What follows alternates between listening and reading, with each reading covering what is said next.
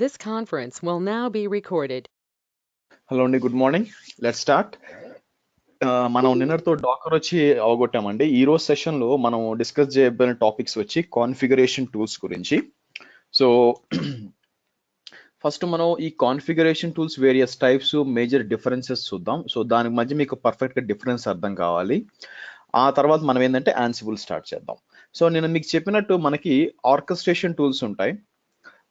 Orchestration tools దేనికోసం ఉపయోగపడతాం? మీకు ఓన్లీ ఇన్ఫ్రాస్ట్రక్చర్ సెటప్ చేయడానికండి. ఇన్ఫ్రాస్ట్రక్చర్ సెటప్ చేయడానికి మీకు ఆర్కెస్ట్రేషన్ టూల్ ఆర్కెస్ట్రేషన్ టూల్స్ వాడచ్చు. For example native orchestration tools వచ్చి క్లౌడ్ ఫార్మేషన్ AWS కి. ఓకే, అదే మనకి అజూర్కి అయితే ఆర్మ్ టెంప్లెట్స్ అంటారు, అజూర్ రిసోర్స్ మేనేజర్ టెంప్లెట్స్ అంటారు. సో అవి కాకుండా థర్డ్ పార్టీ టూల్స్ తీసుకుంటే మనం ఏం చూసాం? టెరాఫార్మ్ చూసాం.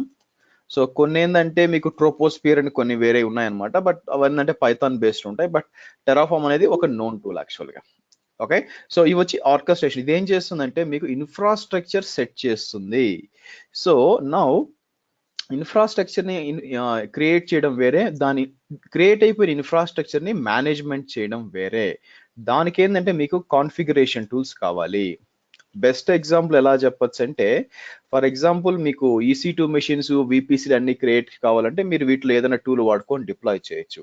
కానీ EC2 లోపల ఒక సర్వర్ EC2 సర్వర్ లోపల ఒక యూజర్ క్రియేట్ చేయాలా, యూజర్ పాస్వర్డ్ రీసెట్ చేయాలంటే దానికి ఈ టూల్స్ కాదు. ఓకే, చెయ్యొచ్చా? టెక్నికల్ గా చెయ్యొచ్చా అంటే చెయ్యొచ్చండి. ఇప్పుడు ఇక్కడ నుంచి మనం చెన్నై నుంచి ఢిల్లీకి నడిచి వెళ్ళొచ్చు అంటే నడిచి వెళ్ళొచ్చు బ్రహ్మాండంగా. ఎలా మీ పాయింట్ అది, మనం ఢిల్లీకి వెళ్ళడం పాయింట్, ఎలాగైనా వెళ్ళొచ్చు యాక్చువల్గా. మరి ఎందుకు ఫ్లైట్ లోనో ట్రైన్లోనో వెళ్తారు నడిచిపోకుండా? సో డిపెండ్స్, మనకి టైం అంతా ఉంటుంది, మనిషి అంత దూరం నడవలేడు, కష్టం కాబట్టి దీంతో చేయొచ్చా అంటే, దీంతో కాన్ఫిగరేషన్ మేనేజ్మెంట్ చేయొచ్చా అంటే చెన్నై నుంచి ఢిల్లీకి నడిచిపోవడం లాంటిది అనమాట. ఓకే, ఏది ఎక్కడ వాడాలో అక్కడ వాడాలా. అదే కాన్ఫిగరేషన్ టూల్స్ అనుకోండి, కాన్ఫిగరేషన్ టూల్స్ వీటి కోసం స్పెషల్ గా మేనేజ్మెంట్ కోసమే చేస్తాయి. ఓకే, కాన్ఫిగరేషన్ టూల్స్ ఉన్నాయన్నమాట. Actually configuration and desired state అంటారండి. డిజైర్డ్ స్టేట్ అంటారు. డిజైర్డ్ స్టేట్ అంటే ఉంటే నాకు ఒక సర్వరు ఈ విధంగా ఉండాలి అని అనుకుంటే ఆ విధంగా మేనేజ్ చేసేది డిజైర్డ్ స్టేట్ అనమాట. కాన్ఫిగరేషన్ అంటే నాకు కాన్ఫిగరేషన్ చేంజెస్ చేయడం, ఏదైనా ప్యాకేజ్ ఇన్స్టాల్ చేయడం, ప్యాచెస్ అప్డేట్ చేయడము, అప్లికేషన్ ఇన్స్టాల్ చేయడము, యూజర్ మేనేజ్మెంట్ చేయడము, రెగ్యులర్ ట్రబుల్ షూటింగ్ చేయడం, అవన్నీ వచ్చి కాన్ఫిగరేషన్ కింద వస్తాయి. కాదు, నాకు పలానా సర్వర్ ఉంది, సర్వర్లో పలానా యూజర్స్, పలానా ఫైల్స్ అన్ని క్రియేట్ అయ్యి ఉండాలా, ఈ విధంగా అది ఉండాలా అని అనుకున్నారు అనుకోండి, అది డిజైర్డ్ స్టేట్ కింద వస్తుంది అనమాట. ఈ రెండు దేని యూజ్ చేస్తాము? ఈ రెండు కూడా మనం దీని పేరు ఏంటి, మనం configuration tools and desired states అంటే రెండు ఒకే టూల్ అండి, వాడి చేస్తాం అనమాట. దాంట్లో మీకు మల్టిపుల్ టూల్స్ ఉన్నాయండి. ఫస్ట్ టూల్ వచ్చి యాన్సిబుల్ అంటాను, యాన్సిబుల్.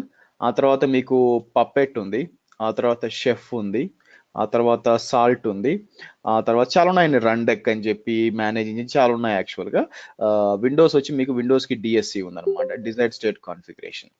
సో మీరు ఎక్కువగా చూసుకున్న SCCM కూడా అనుకోవచ్చు. ఎనీవే మనం ఈ కాన్ఫిగరేషన్ టూల్స్ అనేవి ఎక్కువ దేనికి వాడతారంటే లైనక్స్ కు వాడతారండి, వన్ కంపేర్ టు విండోస్. ఎందుకంటే విండోస్ కార్ ఆల్రెడీ ఉన్నాయి, దానికి కావాల్సిన టూల్స్ మేనేజ్ చేయడానికి అంతా కూడా. బట్ ఎక్కువగా కూడా లైనక్స్ ఓరియంటెడ్ గా ఉంటాయి అన్నమాట. సో లైనక్స్ ఓరియంటెడ్ గా ఉన్నప్పుడు మీకు పైన ఉన్న 4 టూల్స్ ఉన్నాయి కదా, ఈ మంచి బాగా ఫేమస్ నోన్ టూల్స్. యాక్చువల్ గా ఈ సాల్ట్ కూడా అంత ఇది కాకపోయినా ఫస్ట్ 3 టూల్స్ అనేది చాలా చాలా మంచి టూల్స్ అన్నమాట. అయితే నేను కావాలని ఈ మూడింటి మధ్య పప్పెట్ అండ్ షెఫ్ సపరేట్ గా పెట్టాను, వేరే యాన్సిబుల్ సపరేట్ గా పెట్టాను. డిఫరెన్స్ ఏంటంటే మీకు దీంట్లో మీరు అర్థం చేసుకోవాల్సింది ఏంటంటే, దీంట్లో మనకి, నేను క్లాస్ లేదు అని చెప్పలేదు కదా, మరి డౌట్ ఎందుకు వస్తుంది జనాలకి క్లాస్ ఉందా అని?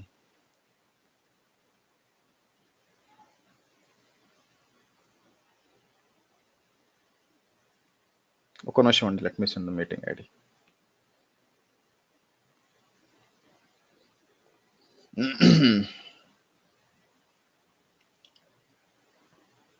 రైట్. సో ఇప్పుడు మీరు ఒక చాయిస్ గా చూడొద్దండి. ఒక కంపెనీలో యాన్సిబుల్ వాడతారా, పప్పెట్ వాడతారా, షెఫ్ వాడతారా, అది చాయిస్ కాదండి. యాక్చువల్గా కొన్ని కంపెనీలు రెండు కూడా వాడతాయి అనమాట. అయితే నా ఎక్స్పీరియన్స్ లో నేను చూసిందంటే షెఫ్, పప్పెట్ రెండు వాడరండి. అది అది ఎప్పుడు చూడలేదు నేను యాక్చువల్గా. అంటే ఎప్పుడు వాడతారంటే ఒకవేళ ఆల్రెడీ షెఫ్ వాడుతున్నారు, దాని పప్పెట్కి వెళ్ళి మార్చుకోవాలనుకుంటున్నారు మొత్తం, అటువంటి టైంలో వాడొచ్చేమో కానీ షెఫ్ పప్పెట్ రెండు వాడరు అనమాట. అది ఎలాగుందంటే మనకి దాన్ని ఏమంటారు, ఒక మనిషి ఉంటాడు ఇంట్లో 2 కార్లు ఉన్నట్టు ఉంటుంది అనమాట. అనవసరం బేసిక్గా, అన్నెసరీ ఇన్సూరెన్స్ వేస్ట్ తప్పితే. ఓకే, సో కానీ యాన్సిబుల్ పప్పెట్ లేదా యాన్సిబుల్ షెఫ్ ఇలా కాంబినేషన్ లో వాడతారు మీకు. ఎందుకు వాడాలి అంటే యాక్చువల్గా స్ట్రాంగ్నెస్ ఏంది, యాన్సిబుల్ లో స్ట్రాంగ్నెస్ ఏంటంటే మీకు యాక్చువల్గా it works on SSH, simple గా చెప్పాలంటే, అండ్ పైథాన్. మీకు పైథాన్ అండ్ ఎస్ఎస్హెచ్ ఉంటే చాలా అనమాట, ఇంకేం అవసరం లేదు. ఇదిగా ఉందనుకోండి ఈ రెండు, మీకు క్లయింట్ లెవెల్లో మీకు ఏమి క్లయింట్ ఏజెంట్ అవేమి ఇన్స్టాల్ చేయాల్సిన పని లేదు. యాక్చువల్ ధారాళంగా పనిచేస్తుంది, ఇబ్బంది ఏం లేదనమాట. నెక్స్ట్ ఏంటంటే ఇది వచ్చి మీకు ఫ్రీ టూల్. ఓకే, మీకేం లైసెన్స్ ఏం అవసరం లేదు, వాడుకోవచ్చు. నెక్స్ట్ మోస్ట్ అడ్వాంటేజ్ ఏంటంటే it's also supports network automation. ఎందుకు నెట్వర్క్ ఆటోమేషన్ అంటే, ఫర్ ఎగ్జాంపుల్ మీరు ఆల్ ఆఫ్ సడన్ నెట్వర్క్ లో ఒక 10 VLANలు ఒక 20 VLAN క్రియేట్ చేయాలనుకోండి, అఫ్ కోర్స్ మీకు నెట్వర్క్ తెలియకపోవచ్చు, మీకు చెప్తున్నా నెట్వర్క్ ఆప్షన్ కూడా ఉంది మీకు అని చెప్పి. అయితే ఎందుకంటే మీకు రెగ్యులర్ గా పప్పెట్ అండ్ షెఫ్ అవసరం లేదండి. సో మీకు రెగ్యులర్ గా పప్పెట్ అండ్ షెఫ్ ఒకటండి. మీరు ఏదన్నా అవసరమా నేర్చుకోవడమా అంటే ఇది కరెక్ట్ క్వశ్చన్ కాదనమాట. కరెక్ట్ క్వశ్చన్ ఏదంటే, ఇది నేర్చుకోకపోతే నాకేమైనా ఇంపాక్ట్ ఉందా? మీరు నేర్చుకుంటే మీకు జాబ్ వస్తుంది, తెలుసుంటే, ఎంత ఎక్కువ తెలుసుంటే అంత జాబ్ వస్తుంది, లేకపోతే వేరే వాళ్ళకి జాబ్ వస్తుంది, ఎవరైతే నేర్చుకొని ఉంటారో దానికి జాబ్ వస్తుంది. సో కాబట్టి పైథాన్ అనేది బ్యాక్ ఎండ్ లో సపోర్ట్ చేస్తుంది. మీకు పైథాన్ తెలిసింది అనుకోండి, డెఫినెట్ గా ఎడ్జ్ ఉంటుంది డెవాప్స్ లో, ఏదో ఒక ప్రోగ్రామింగ్ లాంగ్వేజ్ తెలిసి ఉండాలి కాబట్టి. సో ఎంతవరకు తెలిసి ఉండాలంటే ఎంత ఎక్కువ తెలిసి ఉంటే అంత మంచిది. ఓకే, నా పప్పెట్ అండ్ షెఫ్ ఉంది అనుకోండి, ఏంటంటే క్లయింట్ బేస్ అనమాట. అంటే ఏంటంటే మీకు ఏజెంట్ కావాలి, agent should be installed on the node or server అనుకోండి, సింపుల్ గా చెప్పాలంటే. ఓకే, మీరు ఏ సర్వర్ అయితే మేనేజ్ చేయాలనుకుంటున్నారో ఆర్ ఏ రిసోర్స్ అయితే మేనేజ్ చేయాలనుకుంటున్నారో దాని మీద కంపల్సరీగా మీరు ఇది ఇన్స్టాల్ చేసి ఉండాలి. ఈ రెండు ఉండాలి, ఈ రెండిట్లో కూడా, లేకపోతే పనిచేయదు అనమాట. సో కాబట్టి నేను వర్క్ చేసిన దాంట్లో కానీ చూసిన దాంట్లో కానీ ఎన్వైరన్మెంట్స్ వాళ్ళు ఏం చేస్తారంటే, యాన్సిబుల్ వచ్చి మీకు ఇనిషియల్ గా మేనేజ్మెంట్ కోసం వాడతారండి. ఫర్ ఎగ్జాంపుల్ నేను ఒక 1000 సర్వర్ లో పాస్వర్డ్ రీసెట్ చేయాలి ఒక యూజర్ కి, లేదా ప్యాచింగ్ చేయాలి, ఇవన్నీ వచ్చి మనం యాన్సిబుల్ నుంచి చేసుకోవచ్చు. ఇన్ఫాక్ట్ మీరు స్టార్టింగ్ లో పప్పెట్ పని చేయాలంటే పప్పెట్ ఏజెంట్ ఇన్స్టాల్ చేయాలిగా, అది కూడా దీని నుంచి ఇన్స్టాల్ చేస్తారనమాట. యాన్సిబుల్ నుంచి ఇన్స్టాల్ చేసి అంటే ఇనిషియల్ కాన్ఫిగరేషన్ అంతా, ఇప్పుడు EC2 మెషిన్ ఉంది, EC2 మెషిన్ లో మీరు cloud formation, Terraform, user data వాడి బేసిక్ అన్ని చేస్తారు, యూజర్స్ క్రియేషన్. ఆ తర్వాత ఎక్స్ట్రా కాన్ఫిగరేషన్ ప్యాకేజెస్ ఇవన్నీ కూడా యాన్సిబుల్ తో ఇన్స్టాల్ చేసి, వన్ ఆఫ్ ద ప్యాకేజ్ ఏంటంటే పప్పెట్ ఆర్ షెఫ్ క్లయింట్ ఉంటుంది అనమాట. ఆ తర్వాత దాన్ని తీసుకొచ్చి మీకు పప్పెట్ సర్వర్ కు షెఫ్ సర్వర్ కు యాడ్ చేస్తారు. ఆ ఇనిషియల్ కాన్ఫిగరేషన్ అంతా కూడా మీరు యాన్సిబుల్ తో చేయొచ్చు. ఓకే, అయితే ఇక్కడ 2 types ఆఫ్ ఆర్కిటెక్చర్ ఉందండి when it comes to configuration. ఒకటి ఏంటంటే push architecture,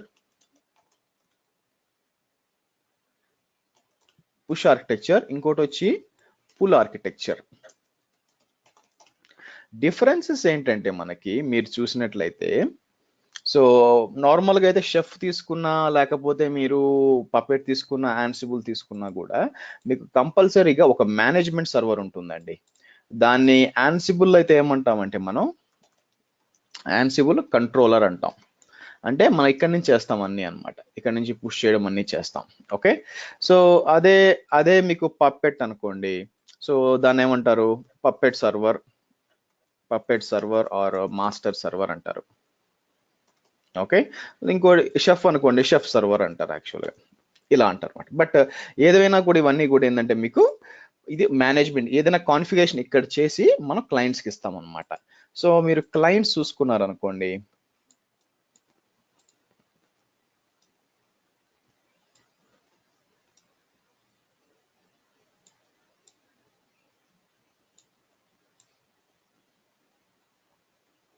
for example sorry, similar to అంటే అయి ఉండకపోవచ్చు, బట్ సేమ్ లైక్ క్యూబర్నెటిస్ లో కూడా అంతే కదా, మనం మాస్టర్ అండ్ నోట్స్ కంట్రోల్ చేస్తుంది అట్లా కొంచెం ఏమన్నా. ప్రతి ఒక్క మేజర్ అప్లికేషన్ ఉన్నా కూడా ప్రతి ఒక్క దాంట్లో కూడా మీకు మాస్టర్ ఉంటుందండి. Okay, even including AWS Azure లో కూడా మీరు ఇక్కడ కనెక్ట్ అవుతున్నారు అనుకోండి, బ్యాక్ ఎండ్ లో ఒక set of servers master server law connect అయ్యి కన్సోల్ వస్తుంది. ఏ టెక్నాలజీ అయినా కూడా మీరు క్లయింట్ సర్వర్ బేస్డ్ వాడుతున్నప్పుడు కంపల్సరీగా ఎక్కడి నుంచో మీకు కాన్ఫిగరేషన్ వస్తుంది, అది మాస్టర్ చేయొచ్చు. కానీ పర్పసెస్ డిఫరెంట్ ఉంటాయి. క్యూబర్నెటిస్ వచ్చి ఓన్లీ కంటైనర్స్ కోసం, ఇది వచ్చి మీకు కాన్ఫిగరేషన్ కోసం. సో రెండు డిఫరెంట్ అనమాట. మాస్టర్ ప్రతి ఇంట్లో అమ్మ నాన్న ఎలా ఉంటారో ప్రతి చోట మాస్టర్ అనేది ఉంటుంది అనమాట, కానీ అది పనిచేసే విధానం వేరే ఉంటుంది. ఓకే, సో మీరు ఇక్కడ చూసారనుకోండి, ఇక్కడి నుంచి మనం ఈ క్లయింట్స్ ఉంటుంది కదా, ఈ క్లయింట్స్ అనేది మీకు డిఫరెంట్ ఆపరేటింగ్ సిస్టమ్ ఉంటుంది అనమాట. సో ఈ different operating system most probably Linux అండి. విండోస్ కూడా మేనేజ్ చేయొచ్చు, బట్ నేను ఎక్కువ చూడలేదు విండోస్ మేనేజ్ చేయడం. ఎందుకంటే సో ప్రాబ్లం చెప్తా, అక్కడ టెక్నికల్ ఇష్యూ కాదు, స్కిల్ ఇష్యూ అనమాట. స్కిల్ ఇష్యూ ఏంటంటే లైనెక్స్ అడ్మిన్స్ వేరే, విండోస్ అడ్మిన్స్ వేరే.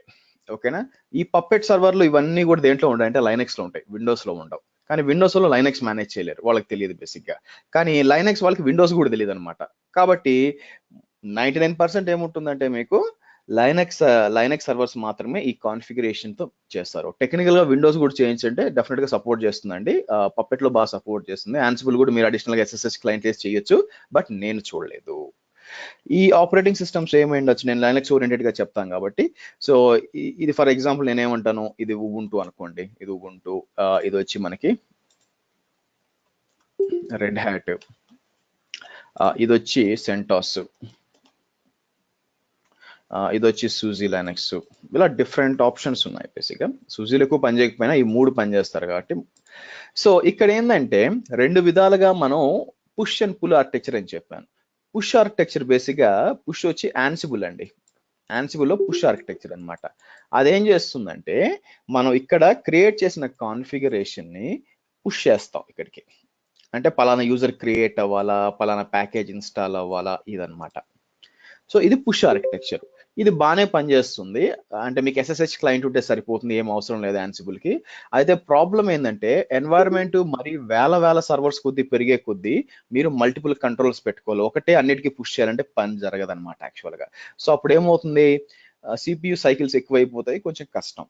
కాబట్టి మీకు వేల సర్వర్లు ఉంటే అన్ని ఒకే సైట్ లో ఉండవు కాబట్టి మల్టిపుల్ లొకేషన్స్ లో యాన్సిబుల్ కంట్రోలర్స్ పెట్టుకొని వాటి మధ్య షేర్ చేసుకుంటారు అనమాట. గిటబుల్ అంత కోడ్ పెట్టుకొని ఏ కంట్రోలర్ సపరేట్ గా డౌన్లోడ్ చేసుకొని అక్కడి నుంచి పుష్ చేసుకుంటారు క్లయింట్స్ కి.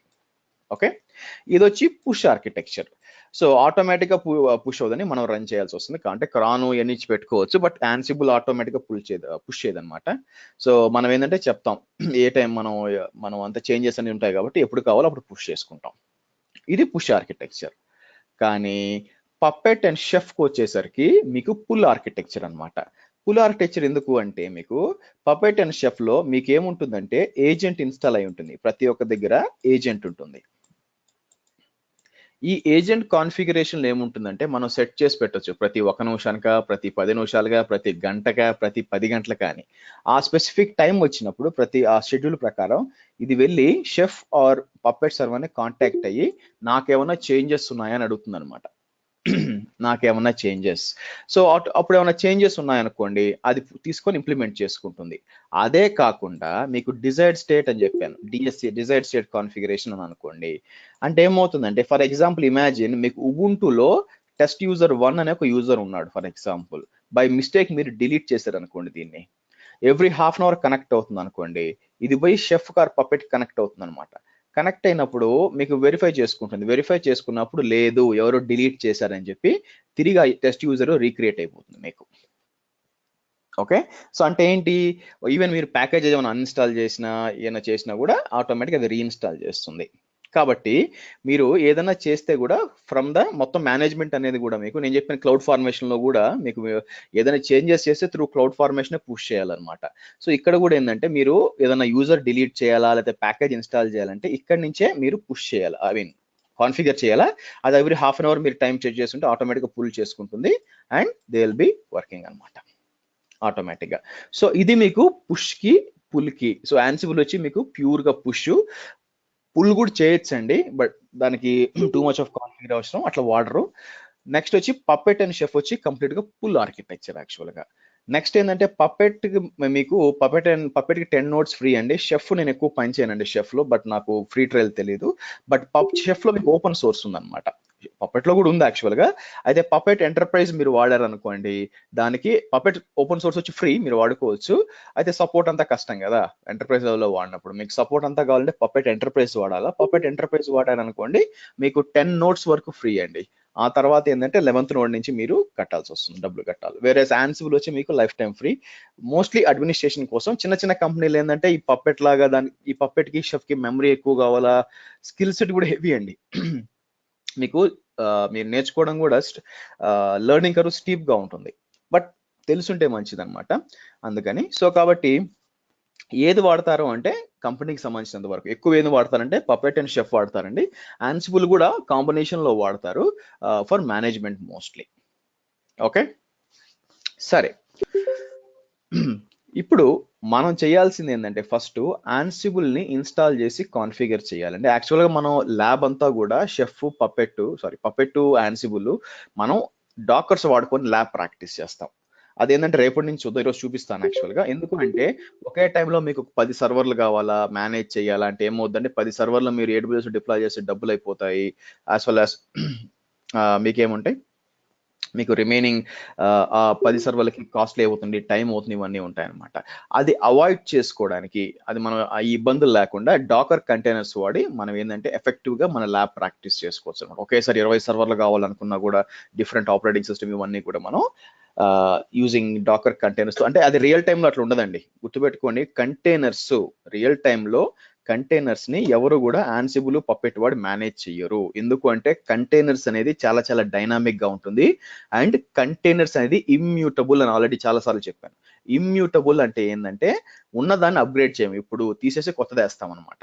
కాబట్టి మీరు ఎప్పుడన్నా ఇంటర్వ్యూకి పోతే ఎవరన్నా మీరు కంటైనర్స్ ని యాన్సిబుల్ పపెట్ చేసి ఎలా మేనేజ్ చేస్తారు అంటే చేయని స్ట్రైట్ గా చెప్పేయండి.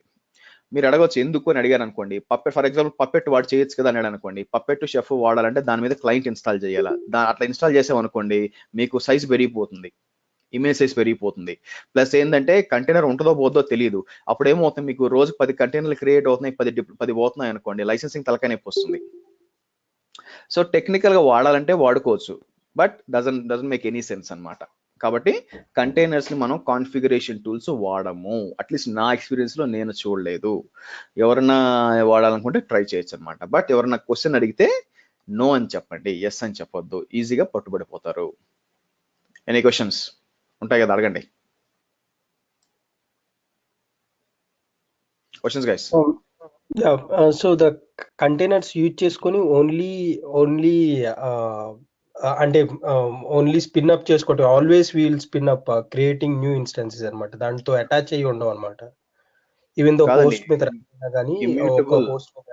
ఇమ్యూటబుల్ అన్నానంటే ఎప్పుడు రీప్లేస్ అయిపోతాయి, ఒకదానికి అడిషన్ ఉండకూడదు. ఇది VMware లా కాదు, ఎందుకంటే at given point of time Docker లో మల్టిపుల్ రిప్లికాస్ రన్ అవుతూ ఉంటాయి. కాబట్టి ఒక హోస్ట్ అంతా పోయినా కూడా మీకు అప్లికేషన్ అప్లో ఉంటుంది. కాబట్టి ఎప్పుడు కూడా కంటైనర్స్ వస్తుంటాయి, పోతూ ఉంటాయి. ఓకే, అంటే మన ప్రాజెక్ట్ కి ఒక 10 సర్వర్లు క్యాలిక్యులేట్ చేశారు అనుకోండి, 10 సర్వర్లే మీరు ఏది చేసుకున్నా కానీ 10 సర్వర్లో చేసుకోండి అని అన్నాడు అనుకోండి. సో అలాంటప్పుడు మనం ఈ 10 సర్వర్స్ లో కొన్ని so let's take 3 projects run అవుతున్నాయండి. 3 ప్రాజెక్ట్స్ కి 10 సర్వర్లు ఇచ్చాడు మనకి.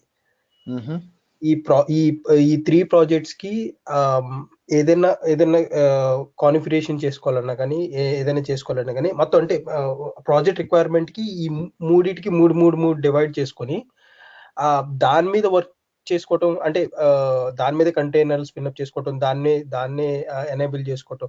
పప్పెట్స్ ఇవి మాత్రం యూజ్ చేసి ఎప్పుడు మోడిఫికేషన్ చేయమన్నమాట. ఓన్లీ ఏంటంటే ఓన్లీ స్పిన్అప్ చేయడానికి వీటికి యూజ్ చేస్తాం. ఓన్లీ యాన్సిబుల్ ఇవి ఏంటంటే రియల్ టైంలో వర్చువల్ మిషన్స్ మీద వర్క్ చేయడానికి మాత్రం ఈ Ansible and Puppet and Chef use చేస్తాం.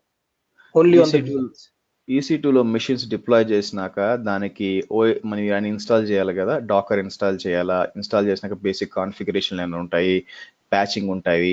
ఆ EC2 సర్వర్స్ ని అవన్నీ చేయడానికి మీకు యాన్సిబుల్ పప్పెట్ షెఫ్ వాడుకోవచ్చు.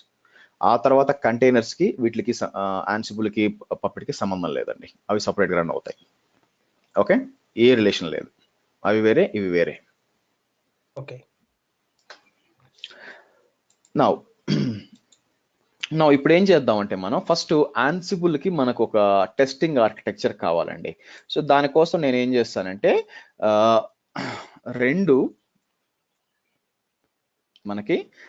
రెండు ఉబుంటూ మిషన్స్ డిప్లాయ్ చేస్తాను. సో 2 ఉబుంటూ మిషన్స్ కావాలి. సో ఎందుకంటే ఒకటి వచ్చి మీకు Ansible కంట్రోలర్కి, సెకండ్ వచ్చి Ansible క్లయింట్కి. మీరు ఇనిషియల్గా కొంచెం కష్టం అండి, అంటే చాలా కాన్ఫిగరేషన్ చేసుకోవాలన్నమాట. అందుకని నేను ఏం చేస్తానంటే మీకు ఇప్పుడు చూపిస్తాను, మీరు కావాలంటే ఇలా వాడుకోవచ్చు, లేదంటే టైం దొరికితే లాస్ట్లో ఏం చేస్తానంటే మీకు డిప్లాయ్ చేసి చూపిస్తాను అనమాట. కంటైనర్స్ వాడుకొని ల్యాబ్ చేయడానికి. గుర్తుపెట్టుకొని నేను మళ్ళీ రిపీట్ చేస్తున్నాను, ఈ కంటైనర్ ల్యాబ్స్ అనేది మీకు తొందరగా ప్రాక్టీస్ చేయడానికి ఇలా స్పిన్ అప్ చేసి కొంచెం టైం పడుతుంది కాబట్టి అలా కాకుండా మీకు సడన్ గా నాకు ఒక 20 కంటైనర్స్ కావాలంటే 20 సర్వర్స్ కావాలి Ansible ప్రాక్టీస్ చేయడానికి ఆర్ పప్పెట్ ప్రాక్టీస్ చేయడానికి. 20 సర్వర్స్ క్రియేట్ చేయడం అనేది time consuming as well as మీకు డబ్బులతో కూడుకున్న పని. అందుకని నేను ఏం చేస్తాను, కంటైనర్స్ వాడు మీకు చూపిస్తాను అనమాట. ఎందుకంటే ల్యాబ్ తల తొందరగా చేయడానికి యాక్చువల్గా, but you should not use that in production. సరే, ఫస్ట్ 2 సర్వర్స్ డిప్లాయ్ చేయాలండి. 2 సర్వర్స్ డిప్లాయ్ చేసి ఫస్ట్ ఏం చేయాలంటే రెండిట్లో కూడా పైథాన్ ఇన్స్టాల్ చేసుకోవాలి యాక్చువల్గా. ఓకే, నేను అమెజాన్ లైనక్స్ వాడనండి, ఎందుకంటే తర్వాత మనం కంటైనర్స్ వాడేటప్పుడు ఇబ్బందులు వస్తాయి అనమాట. అందుకని నేను ఉబుంటుతో ఫిక్స్ అవుతాను. ఉబుంటు కూడా చాలా మంది వాడతారండి Ansible, ఎందుకంటే లైసెన్స్ లేదు కాబట్టి. CentOS కూడా వాడుకోవచ్చు, ఎదర్ వే ఇస్ ఫైన్. నేను రెండిట్లో చెప్పలేను కాబట్టి నేను ఉబుంటు ఎక్కువ యూజ్ చేస్తాను. సరే, ఉబుంటు తీసుకొని మనం 2 సర్వర్స్ డిప్లాయ్ చేసుకొని ఒకటి రీనేమ్ చేసుకోవాలి, కంట్రోలర్గా రీనేమ్ చేయాలా, ఇంకోటి వచ్చి క్లయింట్గా రీనేమ్ చేసుకోవాలా. సో నేనేం చేస్తాను, మీకు first let's go here. RHEL కి ఏదైనా లైసెన్సింగ్ ఉండాలా? ఉండాలండి, అందుకే వాడను నేను. RHEL వాడేవాళ్ళు CentOS వాడుకోండి, ప్రాబ్లం ఏముంది. సో ఇక్కడికి వచ్చి ఉబుంటు అనుకోండి, నేను 16.04 వాడతాను. Ubuntu LTS long term support, ఇది సెలెక్ట్ చేయండి. సెలెక్ట్ చేసి మనం ఏం చేద్దాం అంటే first T2 micro more than enough అండి, కానీ దానికి సరిపోదు. పప్పెట్లో వచ్చి మీకు T2 మీడియం కావాల్సి వస్తుంది, 8GB ఆర్ 4GB ర్యామ్ అన్న కావాల్సి వస్తుంది. బట్ దీనికి ఏంటంటే మీకు T2 మైక్రో ఈజ్ ఎనఫ్, పనిచేస్తుంది మీకు. యా, కాన్ఫిగర్ డీటెయిల్స్, సబ్నెట్ 1 ఏం చేద్దాం, 10.1.1.100 అంటాను.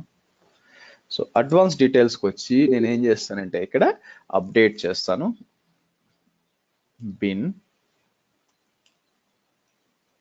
bash apt update. ఓకే, ఆ తర్వాత ఏం చేస్తానంటే హోస్ట్ నేమ్ కంట్రోలర్ అంటాను. ఈ రెండు ఇంకేమి ఇవ్వనండి, యాప్ట్ అప్డేట్ చేసి తర్వాత మనం Ansible ఎట్లా ఇన్స్టాల్ చేస్తాం కాబట్టి. So add storage, add tags, controller,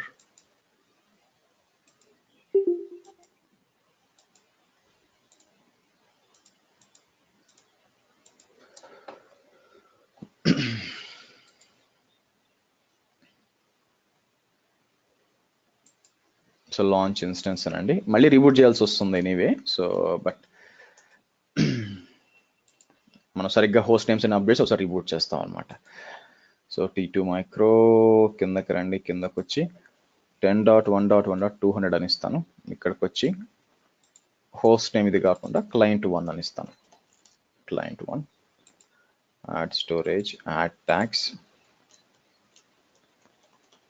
client 1,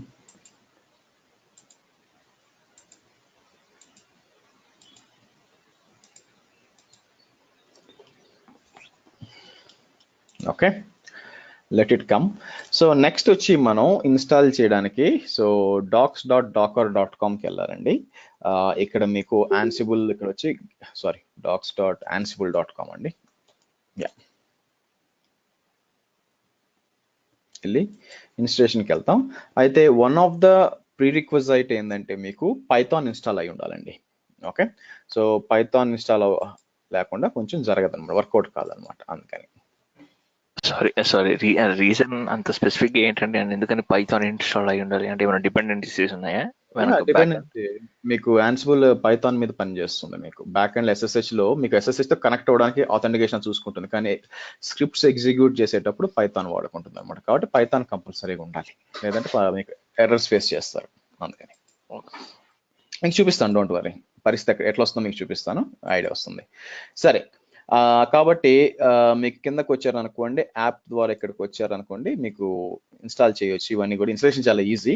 so అయితే ఏంటంటే మనం టఫ్ థింగ్ ఏంటంటే ఇక్కడ మనం పాస్వర్డ్ లెస్ ఆథెంటికేషన్ సెట్ చేయాలండి. పాస్వర్డ్ లెస్ ఆథెంటికేషన్ అంటే ఏంటంటే మీకు, సో కంట్రోలర్ నుంచి క్లయింట్కి కనెక్ట్ అవ్వాలి కదా. కనెక్ట్ అవ్వాలంటే ఆబ్వియస్గా మీకు పాస్వర్డ్ ఉండకూడదు అనమాట. పాస్వర్డ్ లేకుండా కనెక్ట్ అవ్వాలా. లేదంటే ఏంటంటే మీకు ఐడి పాస్వర్డ్ ఎంటర్ చేయకుండా SSH అని టైప్ చేస్తే ఒక స్పెసిఫిక్ యూజర్ తీసుకుని ఆటోమేటిక్గా లాగిన్ అయిపోవాలి. అదేందో చూద్దాం. మీకు ఇనిషియల్గా చాలా కష్టం అనమాట ఇది సెట్ చేయడం అంతా. ఫస్ట్ చూద్దాం. ఫస్ట్ నేను కంట్రోలర్కి లాగిన్ చేస్తాను.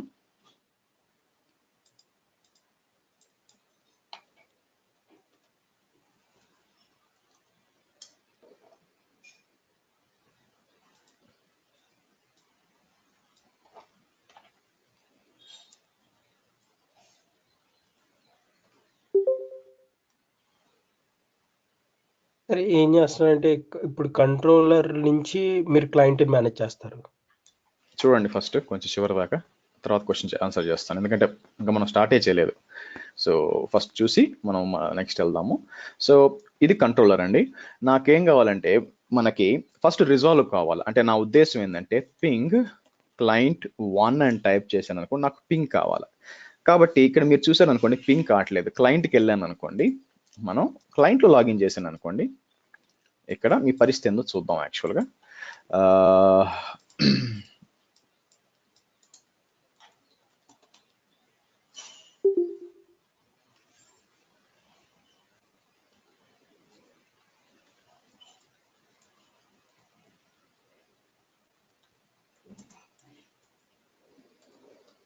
ఓకే. సో మీరు చూసారు అనుకోండి, దీన్ని చేంజ్ చేద్దాం మనం. Let's put it in blue.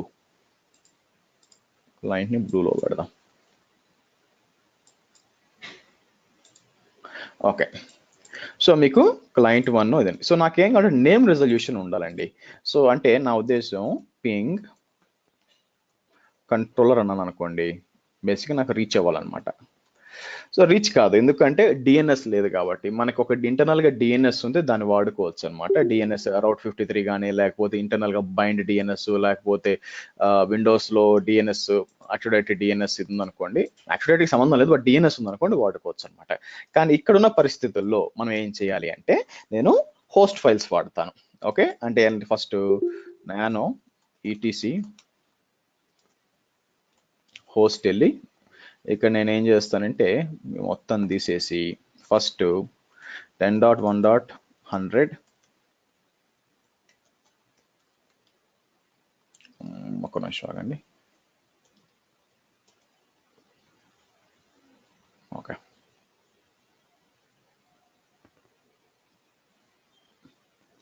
.1.1.100 అని ఇచ్చి కంట్రోలర్ అని ఇస్తాను.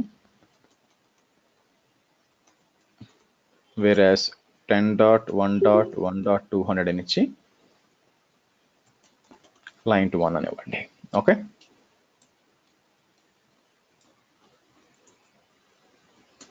ఒకసారి రీబూట్ చేస్తానండి, ఎందుకంటే పేరు మార్చాను. సో ఒకసారి రీబూట్ చేస్తాను.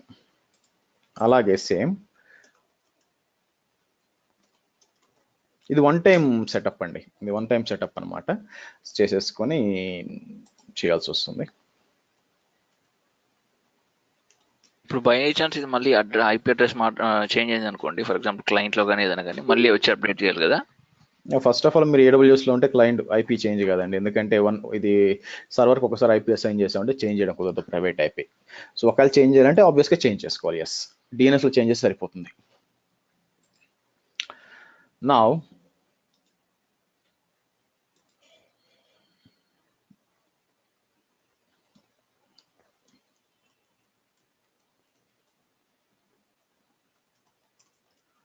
రైట్.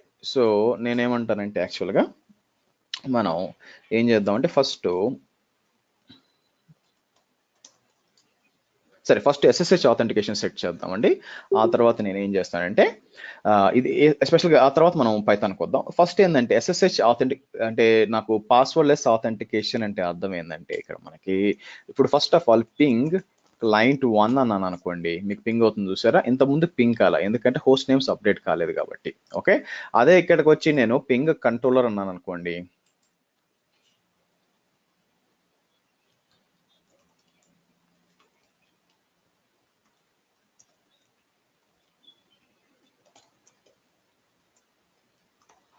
మీకు పింగ్ అవుతుంది. ఓకేనా, సో ఈ నేమ్ రెజల్యూషన్ ఉండాలన్నమాట. ఇది only possible either host names.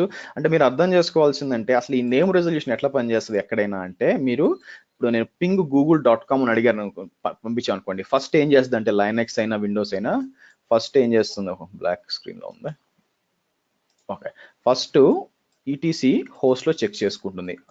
దేనికోసం? హోస్ట్లో చెక్ చేస్తుంది. దేనికోసం? మీకు www.google.comకి ఐపీ ఉందా లేదా. లేకపోతే ఏం చేస్తుందంటే ఆ తర్వాత మీ లోకల్ డిఎన్ఎస్కి వెళ్తుంది. లోకల్ డిఎన్ఎస్ మీ కంపెనీ లోపల డిఎన్ఎస్. ఆ తర్వాత ఐఎస్పి డిఎన్ఎస్ ఉంటుంది, ఇంటర్నెట్ సర్వీస్ ప్రొవైడర్ ఎవరు ఇస్తారో వాళ్ళ డిఎన్ఎస్కి వెళ్తుంది, అక్కడ చెక్ చేస్తుంది. అక్కడ కూడా లేకపోతే మీరు బయట ఎక్స్టర్నల్ అనమాట, somewhere like 8888 Google public DNS ఉంది కదా, దీనికి వెళ్తుంది అనమాట యాక్చువల్గా. సో మీకు ఏంటంటే ఇటరేటివ్ అండ్ రికర్సివ్ డిఎన్ఎస్ క్వీరీస్ కొన్ని వేరే ఉంటాయి యాక్చువల్గా, బట్ అయినా ఈ క్లాస్ సంబంధించింది కాదు, బట్ మీకు తెలియాలన్నమాట. ఫస్ట్ ఎప్పుడు కూడా మీకు డిఎన్ఎస్ లో ఒక ఐపీ ఇచ్చి ఇక్కడ ఇంకో ఐపీ ఇచ్చారు అనుకోండి, ఈటీసీ హోస్ట్కే వాల్యూ ఎక్కువ, లోకల్ అనమాట అది. సరే, సో నెక్స్ట్ ఏం చేయాలంటే నేనేం చెప్తున్నానంటే చూడండి, SSH root @client1 అన్నాను అనుకోండి. ఓకే, సో ఇక్కడ రెండు సమస్యలు ఉన్నాయి. ఫస్ట్ ఏంటంటే బై డిఫాల్ట్ గా AWS లో మీకు పాస్వర్డ్ ఆథెంటికేషన్ ఉండదు, ఫస్ట్ ప్రాబ్లం. సెకండ్ ఏంటంటే మీకు ఫస్ట్ అది సాల్వ్ చేయాలా, సో అంటే ఎనేబుల్ చేయాలి పాస్వర్డ్. మీరు చూసారు అనుకోండి, కీ అడుగుతుంది, అది సెట్ చేయాలంటే మనం ఏం చేయాలంటే, సో ఈ స్టెప్ వచ్చి కేవలం AWS యూస్ చేస్తానండి, ఎందుకంటే మీకు SSH ఎనేబుల్ చేయాలి. నానో ETC SSHD ఇక్కడికి వెళ్ళి, ఓకే,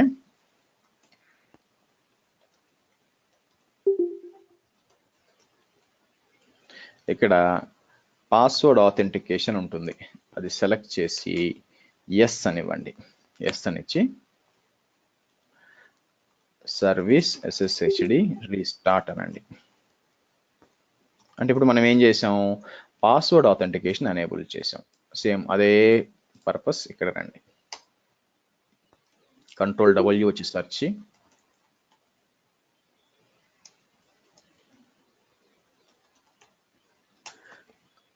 నీలానంద ఉన్నావా దీంట్లో, కాల్లో ఉన్నావా నీలానంద్? లేడా? ఓకే, ఇతను ఒకతను క్లియర్ చేశాడండి, 4 ఇంటర్వ్యూలు క్లియర్ చేశాడు యాక్చువల్గా. పాపం నిన్న ఫోన్ చేసి చెప్పాడు యాక్చువల్గా, అతను 20 ఇంటర్వ్యూలు పోతే 4 క్లియర్ అయింది సార్ ఇప్పటికే అని చెప్పి. దేని మీద? AWS అండి, DevOps రెండిటి మీద అతను 2 ట్రైన్ అయ్యాడు. నౌ SSH root ఇంతకుముందు మీకు ఎర్రర్ ఏమొచ్చింది మనకి ఇక్కడ, మీకు పబ్లిక్ కీ ఎర్రర్ వచ్చింది కదా, ఇప్పుడు ట్రై చేద్దాం. client1 అన్నాను అనుకోండి, ఇప్పుడు పాస్వర్డ్, ఇంతకుముందు ఏంటంటే పబ్లిక్ కీ ప్రాబ్లమ్ ఇస్తుంది, ఇప్పుడు పాస్వర్డ్ ఆథెంటికేషన్ ఇస్తుంది అనమాట. సరే, సో మనం ఏం కావాలా, పాస్వర్డ్ రీసెట్ చేస్తాం అనమాట. యాక్చువల్గా పాస్వర్డ్ రీసెట్ చేయకుండా కూడా చేయొచ్చు దాన్ని. ఇప్పుడు ఈ పాస్వర్డ్ అంటే అడుగుతుంది, పాస్వర్డ్ ఎంటర్ చేస్తే లాగిన్ అవ్వచ్చు, అఫ్కోర్స్ నాకు రూట్ పాస్వర్డ్ తెలియదు అనుకోండి. అయితే ప్రాబ్లం ఏంటంటే యాన్సిబుల్ ఎగ్జిక్యూట్ చేసేటప్పుడు ఇలా పాస్వర్డ్ అడగదండి, ఓకేనా. సో మనం అయినా కూడా పాస్వర్డ్ సెట్ చేసుకుని యూజ్ చేసుకోవచ్చు. నేనేం చేస్తానంటే పాస్వర్డ్ లెస్ ఆథెంటికేషన్ సెట్ చేయాలనుకుంటున్నాను. అంటే ఏంటంటే నేను సింపుల్ గా SSH root కొడితే ఆటోమేటిక్ గా నాకు 10.1.1.200 లాగిన్ అయిపోవాలి. అది ఎలా మనం సాధించగలం? దానికి ఏం చేస్తామంటే మనం ఒక కీ పేర్ క్రియేట్ చేయాలన్నమాట. సేమ్ మన పెమ్ ఫైల్ PPK ఫైల్ ఉంది కదా, అలాగా మనం ఒక కీ పేర్ క్రియేట్ చేస్తాం. దాన్ని చేయాలంటే SSH-keygen అనండి. కీజెన్ అంటే చూడండి, generating a public private RSA key pair. ఇక్కడ చూస్తే ఎంటర్ ద ఫైల్ నేమ్, నేను సింపుల్ ఎంటర్ కొట్టాను అనుకోండి, ID_RSA అనేది ఏంటంటే మీకు ప్రైవేట్ కీ అనమాట. ఎంటర్ కొట్టండి, ఏదైనా పాస్వర్డ్ అడుగుతుంది, అవసరం లేదు నాకు. ఇప్పుడు చూడండి ఇంకోటి క్రియేట్ చేసింది IDRSA పబ్ అని. ఇది ఎక్కడ ఉంటుంది? ప్రస్తుతం మనం PW అంటే రూట్ లో ఉన్నాం. cd.s అంటే హిడెన్ ఫోల్డర్ అండి. మీరు సింపుల్ గా LL అని కొడితే కనిపించదు ఇక్కడ యాక్చువల్ గా. ఓకే, సో ఉంది, సారీ, LS అని కొడితే కనిపించదు. ఓకే, LL అని టైప్ చేయండి, లేదా LS-AL అని టైప్ చేయండి, అది రెండు ఒకటి. LL అన్న LS-AL రెండు ఒకటి అనమాట. .ssh డాట్ ఉంటే హిడెన్ ఫోల్డర్ అనమాట.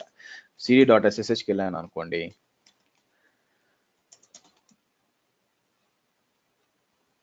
యా ఇక్కడ చూసారు అనుకోండి, మీకు రెండు ఉన్నాయి, ID_RSA ID_RSA పబ్ ఉంది కదా. ఇది ఏంటంటే ఇది వచ్చి ప్రైవేట్ కీ అండి, ఇది వచ్చి పబ్లిక్ కీ అనమాట. అంటే ఈ పబ్లిక్ కీని, ఓకే, ఈ పబ్లిక్ కీ ఏంటంటే మీకు లాక్ అనమాట. అంటే నేనేం చెప్తున్నానంటే మీకు పబ్లిక్ కీ వచ్చి లాక్ యాక్చువల్గా. సో ఈ పబ్ అనేది లాక్.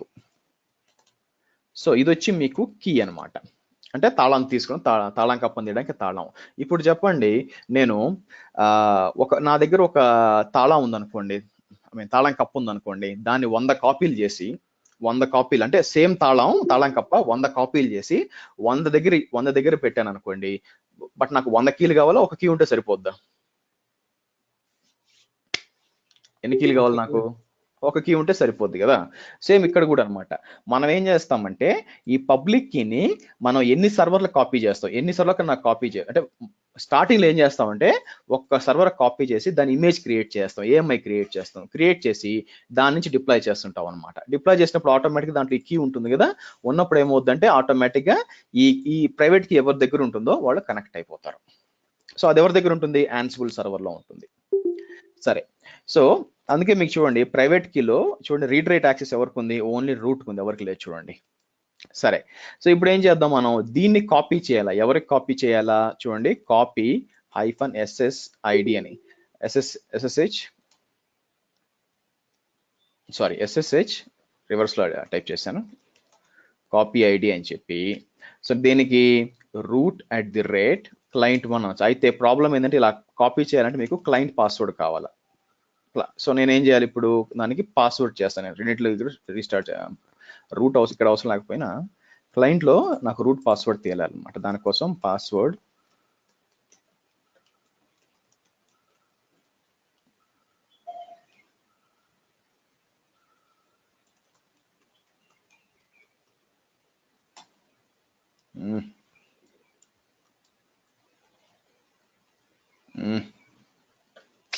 పాస్వర్డ్ @123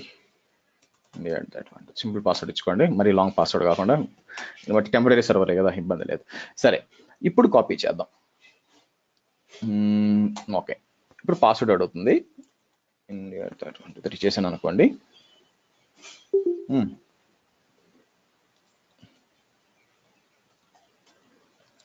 ఎందుకైనా మంచి పెద్ద పాస్వర్డ్ ఇద్దాం, ఆగండి. కొన్నిసార్లు వెనక్కి యాక్సెస్ చేయదు, కొంచెం ఒక 12 క్యారెక్టర్స్ ఇవ్వండి.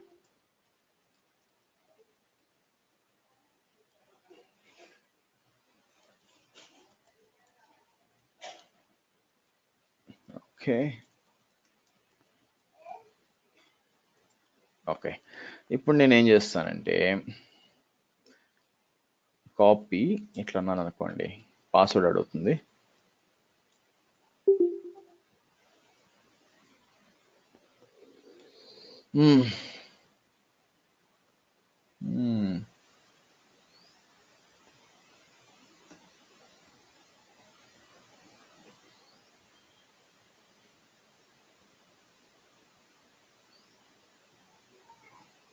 ఎందుకు ఎర్రర్ ఇస్తుంది?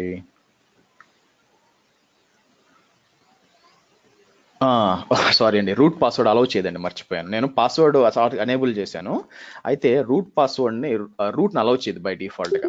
అంటే నా ఉద్దేశం ఏంటంటే Ctrl+W పర్మిట్ చూడండి, permit root login prohibit password అని వచ్చింది. కావాలంటే ఇనిషియల్గా ఒకసారి మీరు ఎనేబుల్ చేసి తర్వాత SSH ఎనేబుల్ చేసి తర్వాత దీన్ని మళ్ళీ బ్యాక్ పెట్టేయచ్చు, నో అని ఇచ్చేయచ్చు. ప్రస్తుతానికి ఎస్ అని ఇస్తాను.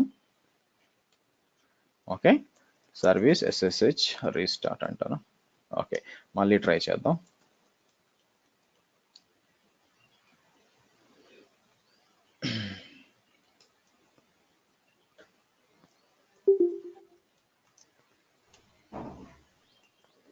ఓకే, మీరు చూసారంటే సో మీకు కీ యాడ్ అయిపోయింది అనమాట. కీ ఎక్కడ యాడ్ అయింది అనుకుంటున్నారు?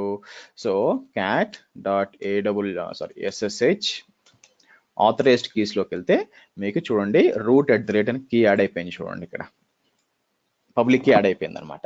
అంటే ఇప్పుడు ఏం జరుగుద్దంటే నేను ఇక్కడి నుంచి ఇంతకుముందు పాస్వర్డ్ అడిగింది కదా, ఇప్పుడు ఎక్కడున్నాను?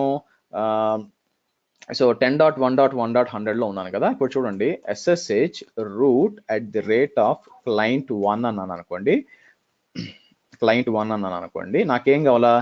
ఆటోమేటిక్గా నాకు పాస్వర్డ్ అడగచ్చు చూడండి, చూసారా? ఆటోమేటిక్గా root@IP 10.1.1.200గా వెళ్ళిపోయింది అనమాట, లాగిన్ అయిపోయింది. ఇది పాస్వర్డ్ లెస్ ఆథెంటికేషన్ అంటారు యాక్చువల్గా. అంటే మీకు పాస్వర్డ్ లెస్ వాడకుండా కీస్ వాడుకొని SSH కీస్ వాడుకొని మనం చేస్తున్నాం. అలాగే సేమ్ దీంట్లో కూడా చేస్తానండి నేను. ఇది మన కంట్రోలర్ను కూడా ఒకటి దీంట్లో కూడా సెట్ చేస్తాను.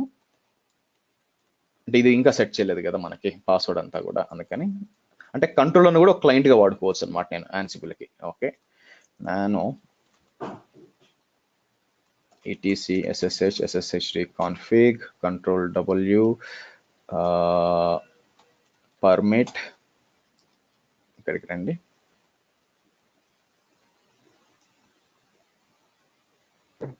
మనకి ప్రొడక్షన్ లో రూట్ యాక్సెస్ ఉండదు అండ్ ఈ SSH HD కాన్ఫిగ్ ని అప్డేట్ చేయడానికి పర్మిషన్స్ ఉండవు. అప్పుడు ఇన్ కేస్ లో ఎలా డీల్ చేయాలి?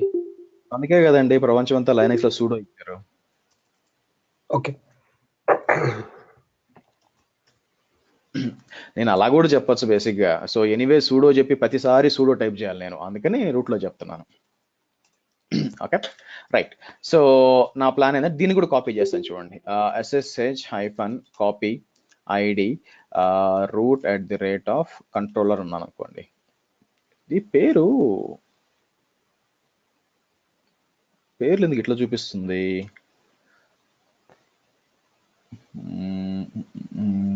నేను సరిగ్గా మనకి సరే పర్లేదు, హోస్ట్ నేమ్ అప్లోడ్ చేశాను, ఇక్కడ అప్డేట్ కాలేదండి సరిగ్గా. ఫైన్. ఇక్కడ ఏం చేయాలంటే యాక్చువల్గా మనం ఇక్కడ హోస్ట్ నేమ్ అని ఇచ్చుకోవాలి. సో దట్ డజంట్ మ్యాటర్, పర్లేదులేండి, మన దాంట్లో ఇచ్చాం కదా, పింగ్ client1 అన్నా జరుగుతుంది, మనకి ఇబ్బంది లేదు. సో ఇబ్బంది లేదు. సరే, మామూలుగా అయితే ఏంటంటే ఒక ప్రాపర్ పేరు ఇచ్చుకుంటాం, 10-10 కాకుండా హోస్ట్ నేమ్లో కరెక్ట్గా ఇచ్చుకొని చేసుకుంటాం అనమాట, ETC హోస్ట్ నేమ్లో. ఎనీవే, సో ఇక్కడికి వచ్చి SSH-copy ID అని చెప్పి root@controller అంటే మీకు ఇదేమంటుంది? పాస్వర్డ్ ఇవ్వండి. డన్. Okay good. సో మనకి అయిపోయిందండి. ఇప్పుడు మనం ఏం చేస్తామంటే ఇప్పుడు యాన్సిబుల్ ఇన్స్టాల్ చేద్దాం. ఓకే, పైథాన్ ఇన్స్టాల్ చేయట్లేదు, ఎందుకంటే యాన్సిబుల్ ఇన్స్టాల్ చేసినప్పుడు దాంతో పాటు పైథాన్ ఇన్స్టాల్ అవుతుంది అనమాట. రైట్ నౌ పైథాన్ -version అని టైప్ చేసినట్టు మీకు ఏమో రావట్లేదు, అది ఇన్స్టాల్ చేయమంటుంది. నో వరీస్, ఫస్ట్ మనం యాన్సిబుల్ ఇన్స్టాల్ చేద్దాం. దానికోసం ఏం చేద్దాం, ఇన్స్టలేషన్ గైడ్కి వచ్చారనుకోండి. సో మనకి ఏం కావాలో, పైకి వెళ్తే ఉబుంటూ కావాలి యాక్చువల్గా. సో ఇక్కడికి వెళ్తాను. ఫస్ట్ ఏంటంటే apt get update మీకు ఇచ్చినట్టు సెలెక్ట్ చేయండి.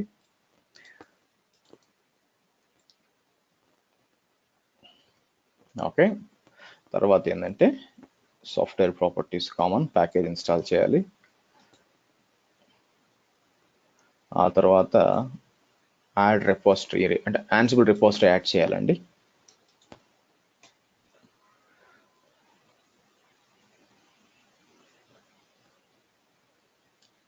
తర్వాత ఇంకోసారి యాప్ అప్డేట్ చేయాలి. కొన్నిసార్లు రాదనమాట, ఇక్కడ ఇవ్వలేదు, but okay right. So next ఏం చేస్తాం, యాన్సిబుల్ ఇన్స్టాల్. ఒక విషయం అండి, ఇంకోటి ఏంటంటే ఇప్పుడు యాన్సిబుల్ అని టైప్ చేశాను అనుకోండి, అదేం చెప్పొద్దు అంటే ఇట్లా యాప్ట్ ఇన్స్టాల్ యాన్సిబుల్ ఇలా చేయొద్దండి. ఇలా చేశారంటే మీరు ఓల్డ్ వర్షన్ ఇన్స్టాల్ అవుద్ది అనమాట. అందుకే ఇట్లా చేస్తున్నాను, యాక్చువల్గా రెపోజిటరీ యాడ్ చేస్తున్నాను. సో కాబట్టి యాన్సిబుల్ చేస్తే ఇట్లా చేయను అని చెప్తే అది చేయొద్దు, ఇలా ఇది ప్రాసెస్ చేయాల్సిందే. సో 2.7 అనుకుంటాను ఇన్స్టాల్ అయ్యేది, పైథాన్ 2.7 అలా చూద్దాం.